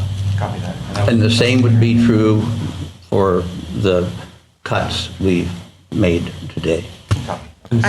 I want to be clear on that, just for payroll purposes. Their buyout and stuff would be included on their January 31st paycheck. I'm sorry, there was a noise. The buyout what? The buyout, any vacation, sick time, et cetera, would be included on their January 31st payroll check, which would not be able to be received until January 31st. And that's the way it needs to be done in that case. But for the record, all their health insurance would continue on until the end of February. Right. It's after the Because you pay for health insurance a month in advance. Yeah. Okay. The bottom line, funding is going to continue to January 31st and then stop.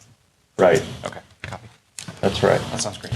Is that Can I make- enough to work with as a Can I motion? make one more possible request? Sure. Can we have a restroom break Well, that's before what the we're getting to. motion? That's what Before we're- the motion, though, because I anticipate quite a bit of discussion. Okay, good. All right, yeah, we can accommodate that. Let's Pretty take a please. 5-minute recess. Thank you. Got your hard nose.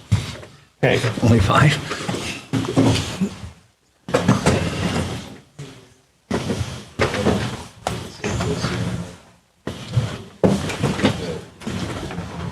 Yes, I'm going to get one.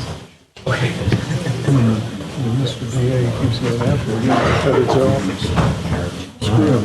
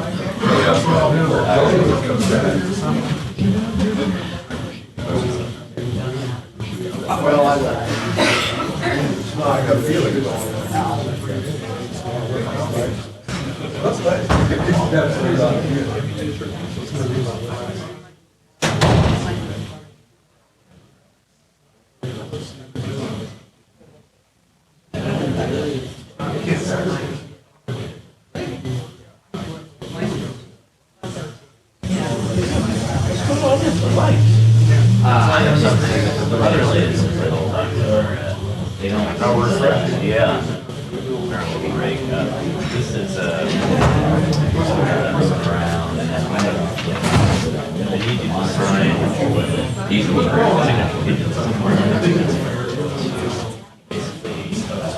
we do need that sign agreeing.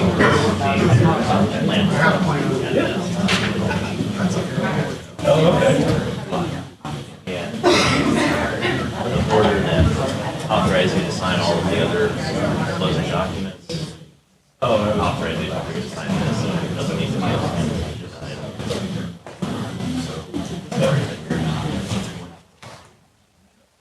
Yes, Randy, anything coming from them? Yes. And, yeah, we'll take that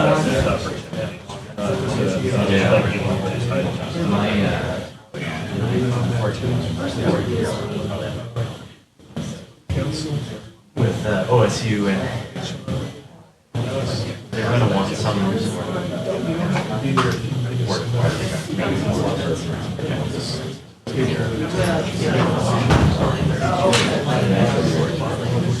They might give it. Or imagine they have other. It's difficult for them.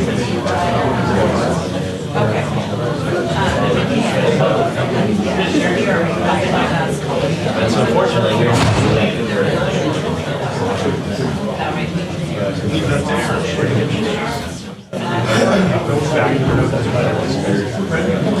And I mean, I have them. Yeah. No?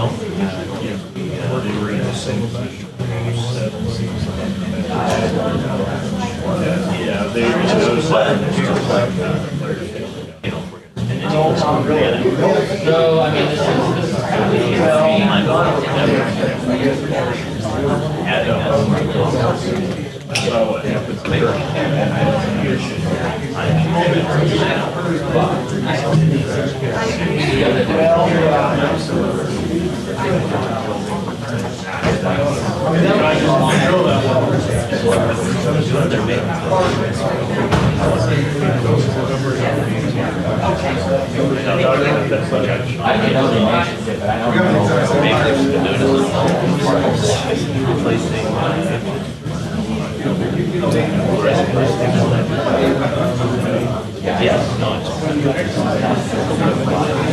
There you go.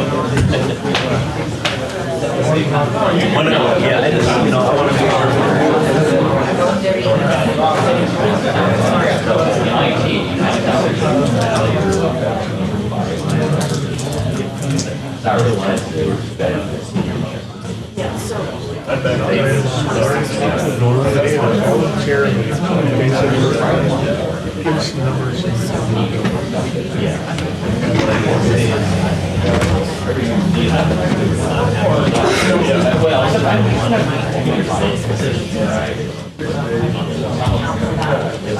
It has been 5 minutes.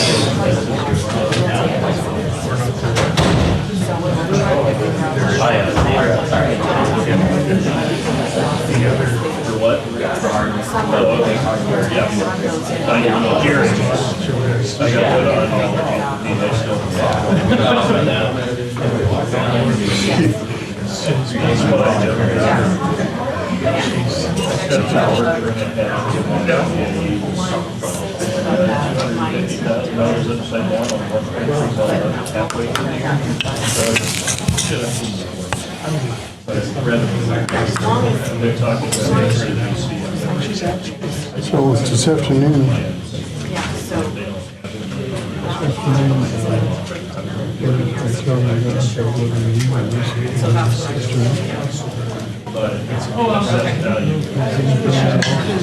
Decided, like you say, I'm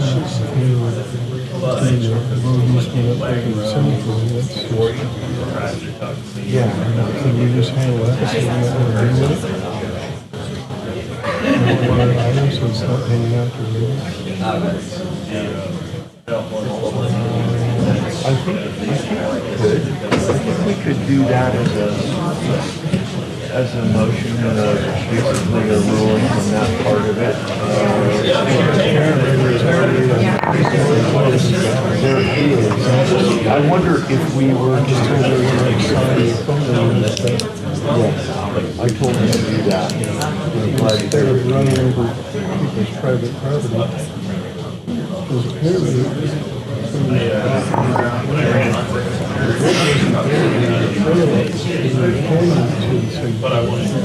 carried by. Well, so the only concern I would have, I'm trying to think a little bit about if using that would give going any kind of. So there's separate issues. Yeah, I wouldn't think so either. But it's a good thought anyway. All right.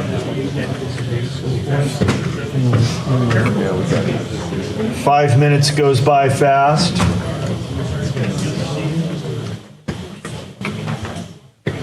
So we'll now call this meeting back to order. Thank you very much. And I think we left pretty much in a position prepared to hear Commissioner Sweet's motion. Or perhaps the motion was already recorded and articulated. Do you have the Maybe motion, Bobby? Better rephrase it. Okay. Yeah. Trying to figure out how to word this in one motion. It's going to be a long one. I move that we enact the personnel reductions made regarding the second pot of the jail on Monday, and the decisions we reached today regarding reducing our finance department FTE by 1, the district attorney's department by 1, county council and HR department by 1, maintenance department by 1, and the assessor's department by $200,000. And the necessary personnel cuts for both the pods and the other department be made effective December 31, 2024, but that the employees will be paid through January 31, 2025. Motion and a second. Discussion on the board.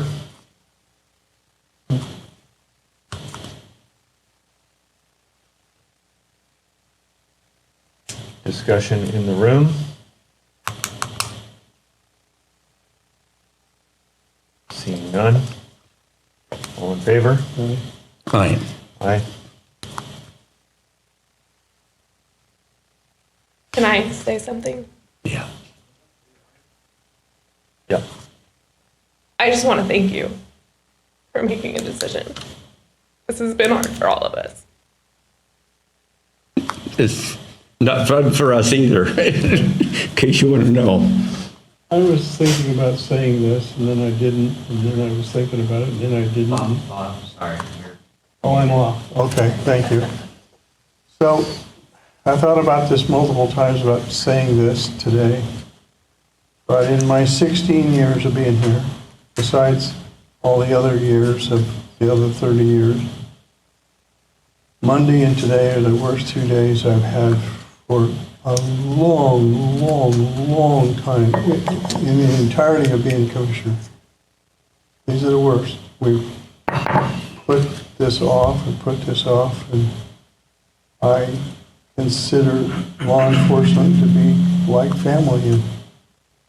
And it really bothers me. Thank you, Commissioner.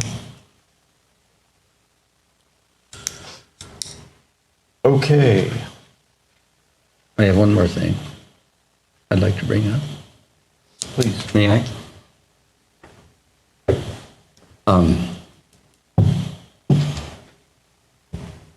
I met with our solid waste department this morning, and as you all know, they were able to get the new roof put on the garbage pit for considerably less than they had set aside for that. I do want to say, because of some comments we heard yesterday, that this is not a voluntary thing to put the roof on the garbage pit. It by law has to be done. And it will also save us a good deal of money, because we're not hauling rainwater to the landfill. Doesn't pay very well. But the more important thing is that solid waste has reviewed their budget.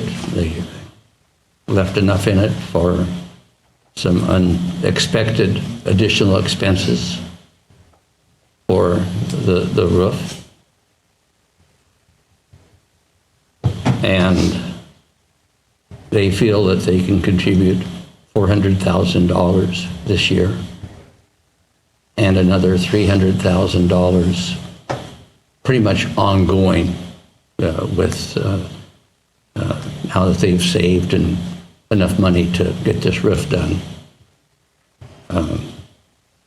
And I'd like to see that applied against the $1,300,000 81,000, whatever it was, that the sheriff's expected to find out of his department to complete the $3 million of personnel cuts that we're trying to achieve.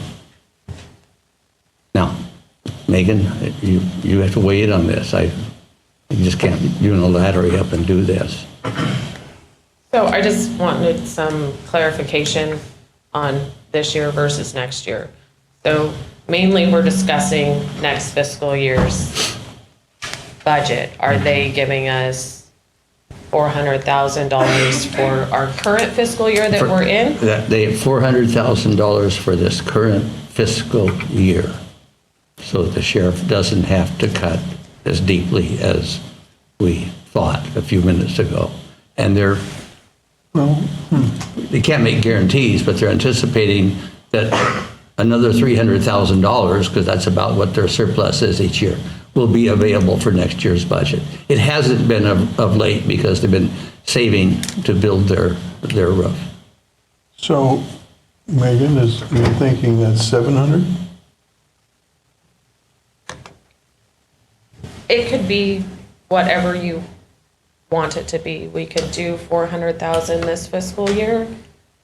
But in reality, because this fiscal year's budget is already in place, it will equate to 700,000 next fiscal year because it will just carry over. Yeah. Yeah. I guess one part now that we're having this discussion, one thing comes to mind is what is the expectation of the sheriff about when these additional $1,300,000 of cuts will be made? Are you thinking the end of this fiscal year, or are you thinking, have we decided that? No. No. We haven't yet. My anticipation was that it would be as soon as practically possible. Well, and I can comment on that. I mean, there are costs associated with reduction in personnel that span a couple of months. So, to avoid any fiscal impact in the coming budget year, that we'd have to move. I mean, my anticipation has been that this would happen reasonably quick, but not as quick as December 31. But it occurred to me that we really haven't discussed that. It could, because it's sitting there now. Pardon me? That funds is unused right now. Those funds are unused. Yeah, the 400,000 is available right now. Dedicated to the roof. The 300,000 replacement, yeah. is not available. The But the additional 300 is for the next following year. year, yeah. For We 25, have 400 we can put 26. into the budget for this year from solid waste. Sheriff, what would you like to do with that?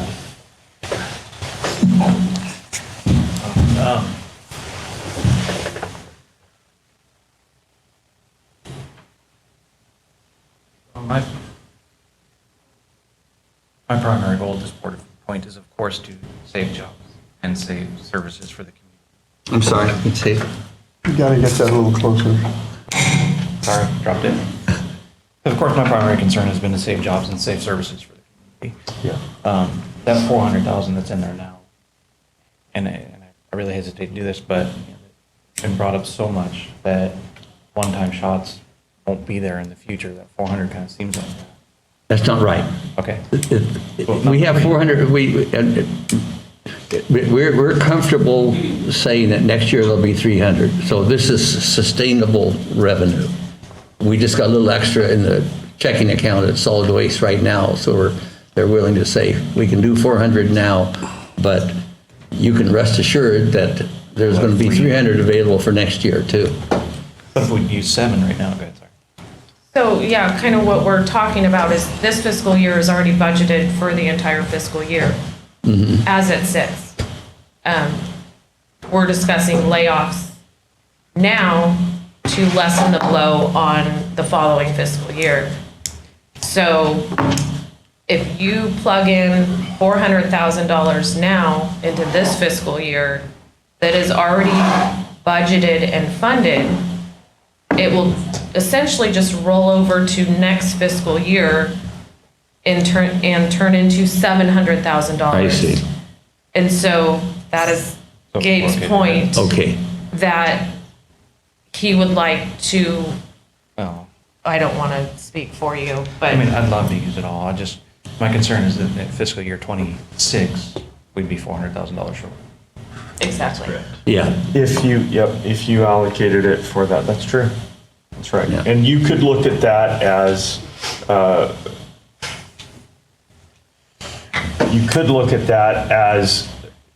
additional patrol positions that could be preserved for one more year.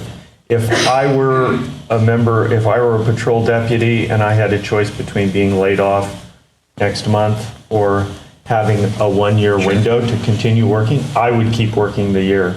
And that's the basis on which I've made suggestions that I have made in recent days about one-time allocations that haven't been well received, but, be that as it may, that was my thinking. That's the only reason I bring it up.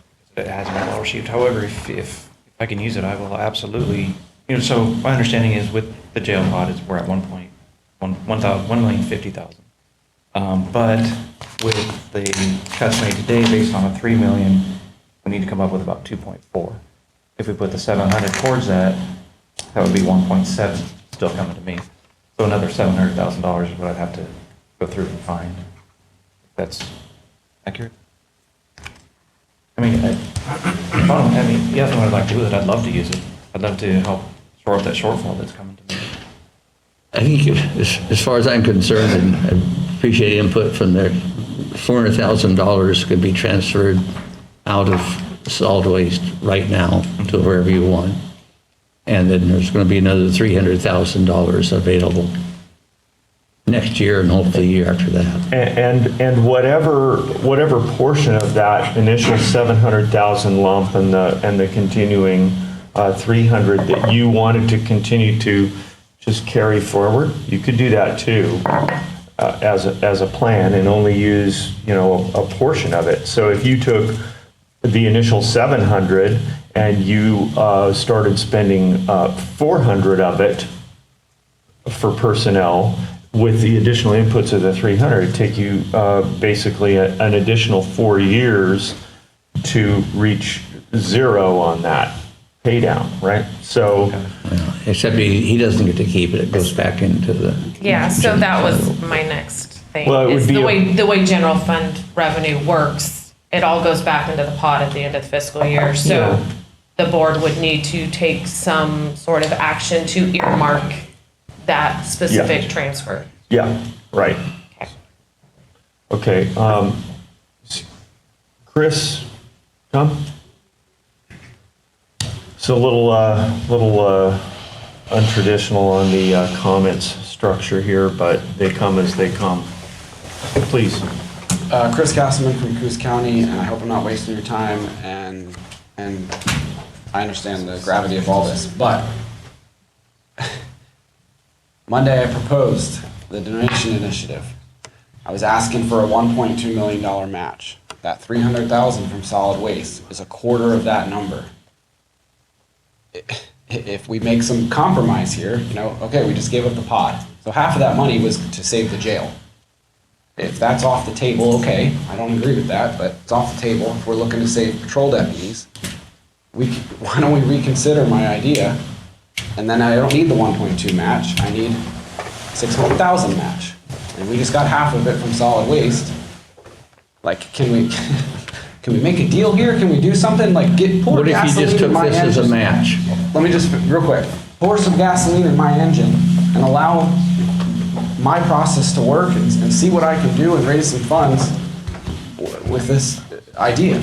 Like, the amount of messages I have received in the past 24 hours on my phone has been blowing up with people willing to donate if there's cooperation from the county. Yeah. I mean, people are calling my phone like crazy. But we can't move forward. I can't just tell them to just send checks to the sheriff's office. They're just not going to do that. Right. It's not how it works. Okay. And I know that, people just don't do that. So think we can talk about this on the, what day is that? 17th?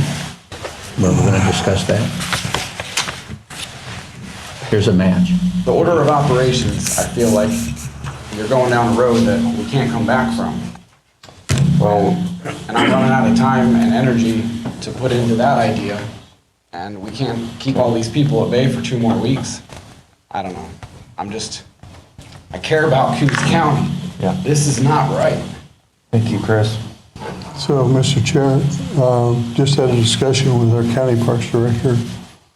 This year, they contributed 100,000 general fund. They could continue to do that into next year, 25, 26.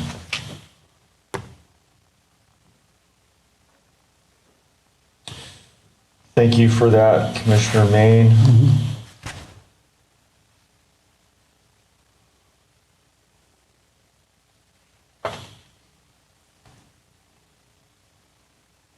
And like I said on Monday, we need to sell some of our mothballed, non-usable, negative income county parks.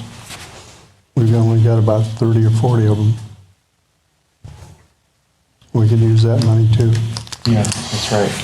Thank you too, Craig, for that. So we have not been spending a lot of money on those parks, so there's not a lot of money to be saved. Yeah, but only about 3 or 4 of them produce a positive cash flow. And those are the ones we've concentrated on, Bob, Right. so there isn't a lot to be saved. Are properties that tend to have reversionary interest, so you Some can't do. really sell them. Yeah, Laverne does, and so does Froner, but Froner's locked up most of the time. But we lease it for $1 from the feds, from BLM, basically. Well, any park property that would be, that would better serve the county being in the private sector rather than the public sector, I am supportive of selling that. And some of them we don't even maintain anymore, and we still have them on the books. So, I would say it would be a case-by-case basis. yeah, it definitely would.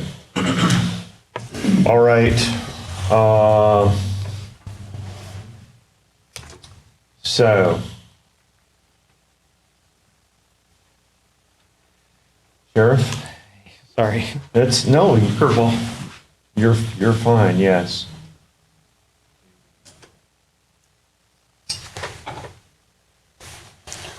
You want to have a break for 10 minutes while I confer with Megan and all that stuff and kind of get their stuff together?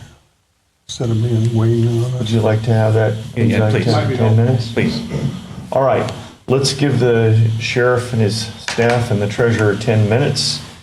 We will resume at 11:25.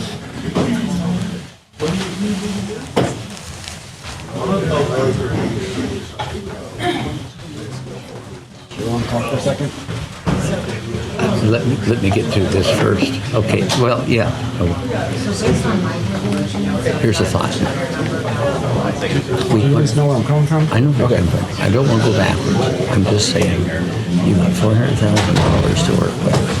Keep that a one-on-one. Well, ongoing 300. And ongoing 300. To avoid a quorum. And we have 400 available now, kind of. Wanted me to go stay out of that. We can't budget.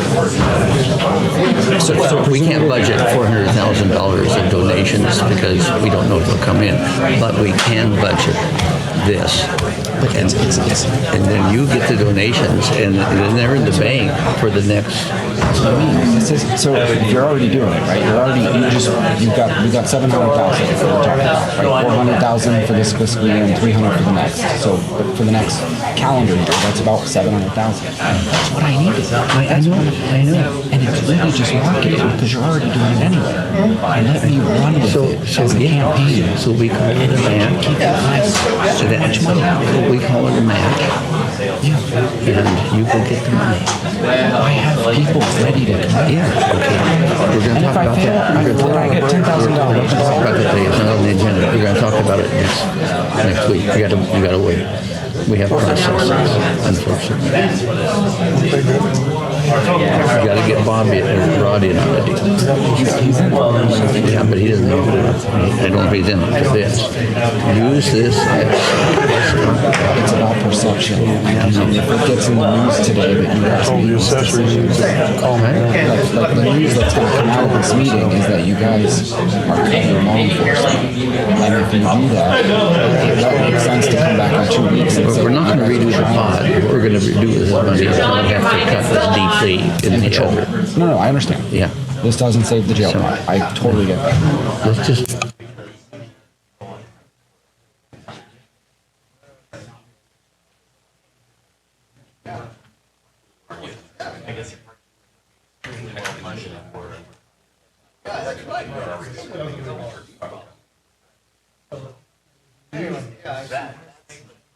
Let's ignore the 400 right now.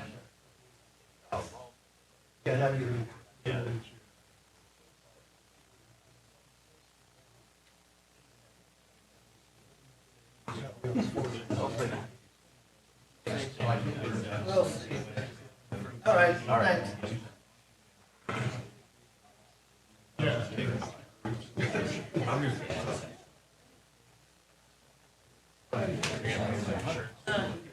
Because this is coming to you every year.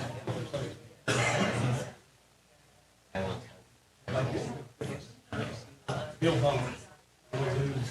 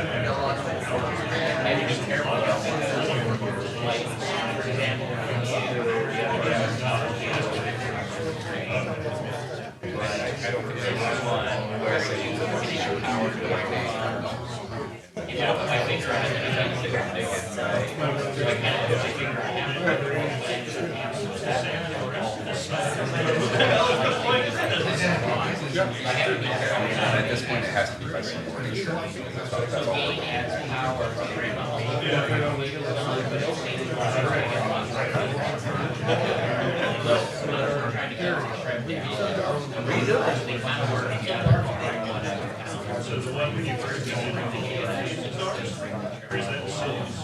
Yeah, he's right. He's right.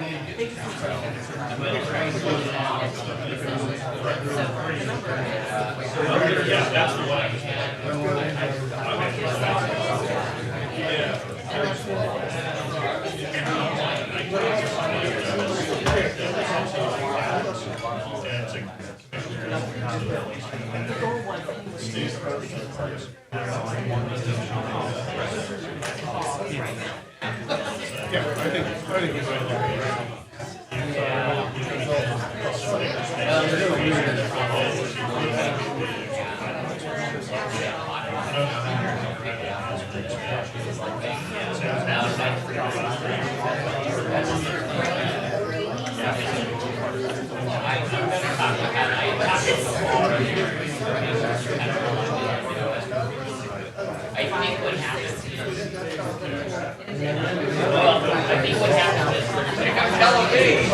He's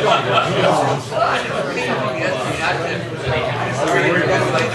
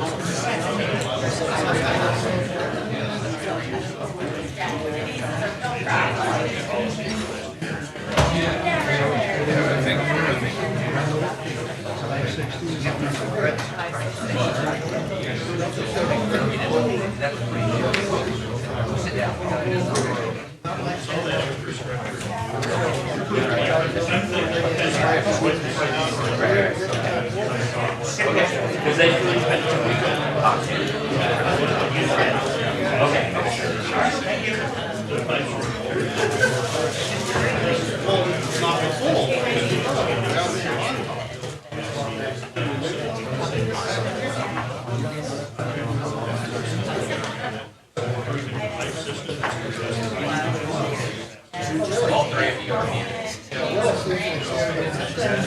Okay, I had the house muted just in case there was a rumbling. Don't say you're on the hot mic, it's not a bad thing, dude. I'm not a sound guy, but I'm trying.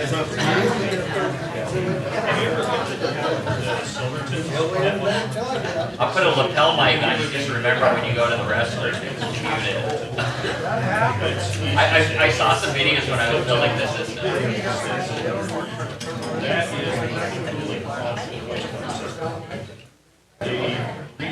Oh, the mayor went into the men's room and that's what.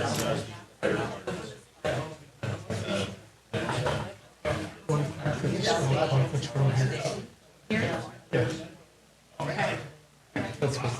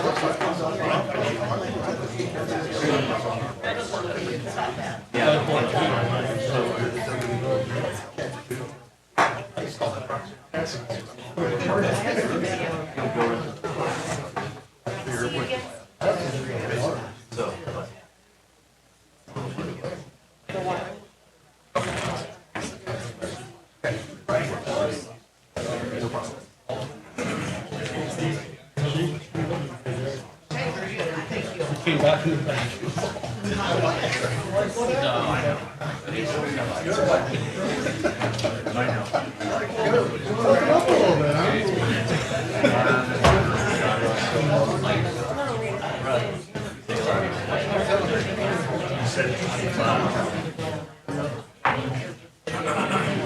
All right, it is 11:25. The 10-minute recess window has expired. All right. Sheriff and Darius, before we come back to you guys, I do have a hand that was raised online quite a while ago, and we missed it, so I'm going to go ahead and call on that. Can you mic up for Dee Dee, please?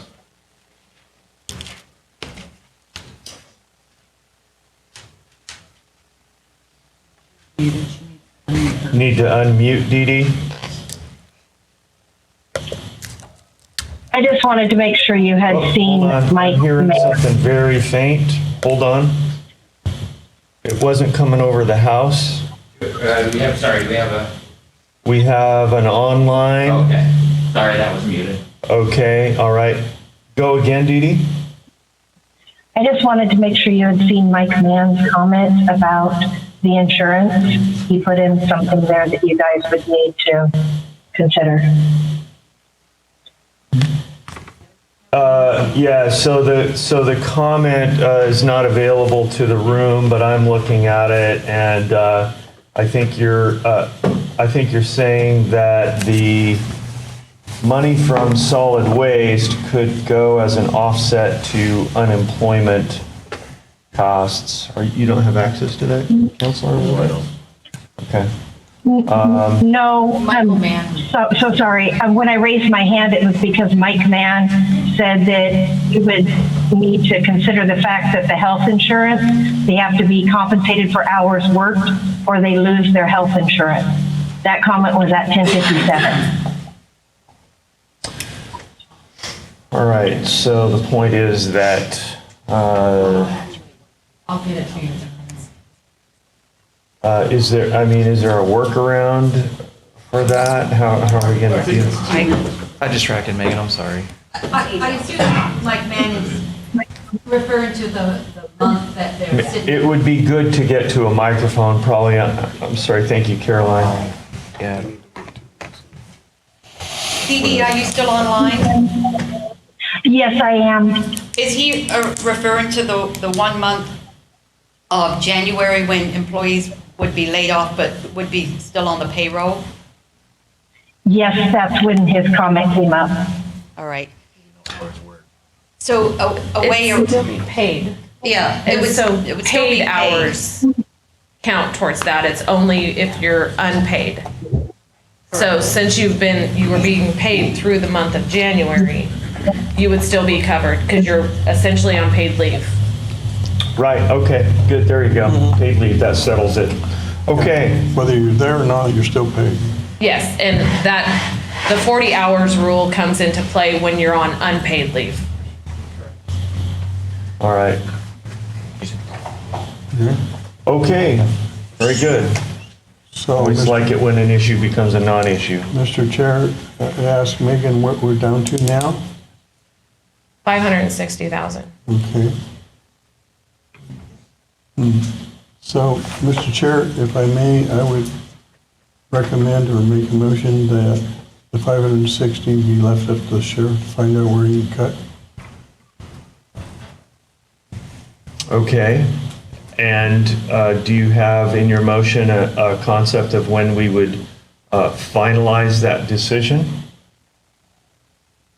Well, it's still 560 out of the budget, it's just where he's gonna cut. Yeah, we'll be able to figure it out probably by the And I guess that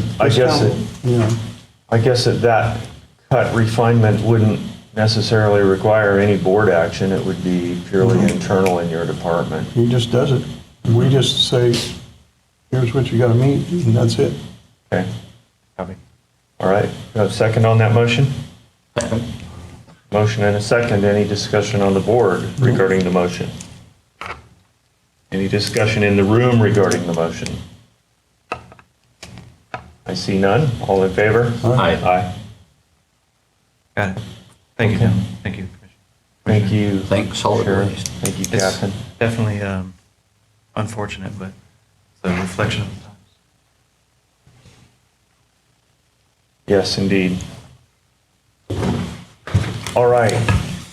Is there any other business that we need to attend to today? We've settled on Tuesday for next Tuesday for the finalization regarding the DA and the assessor.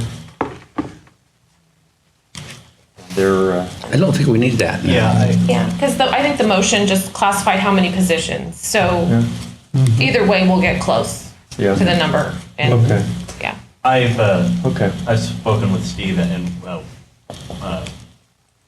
Caroline and I can work with him on the buyout idea. Okay.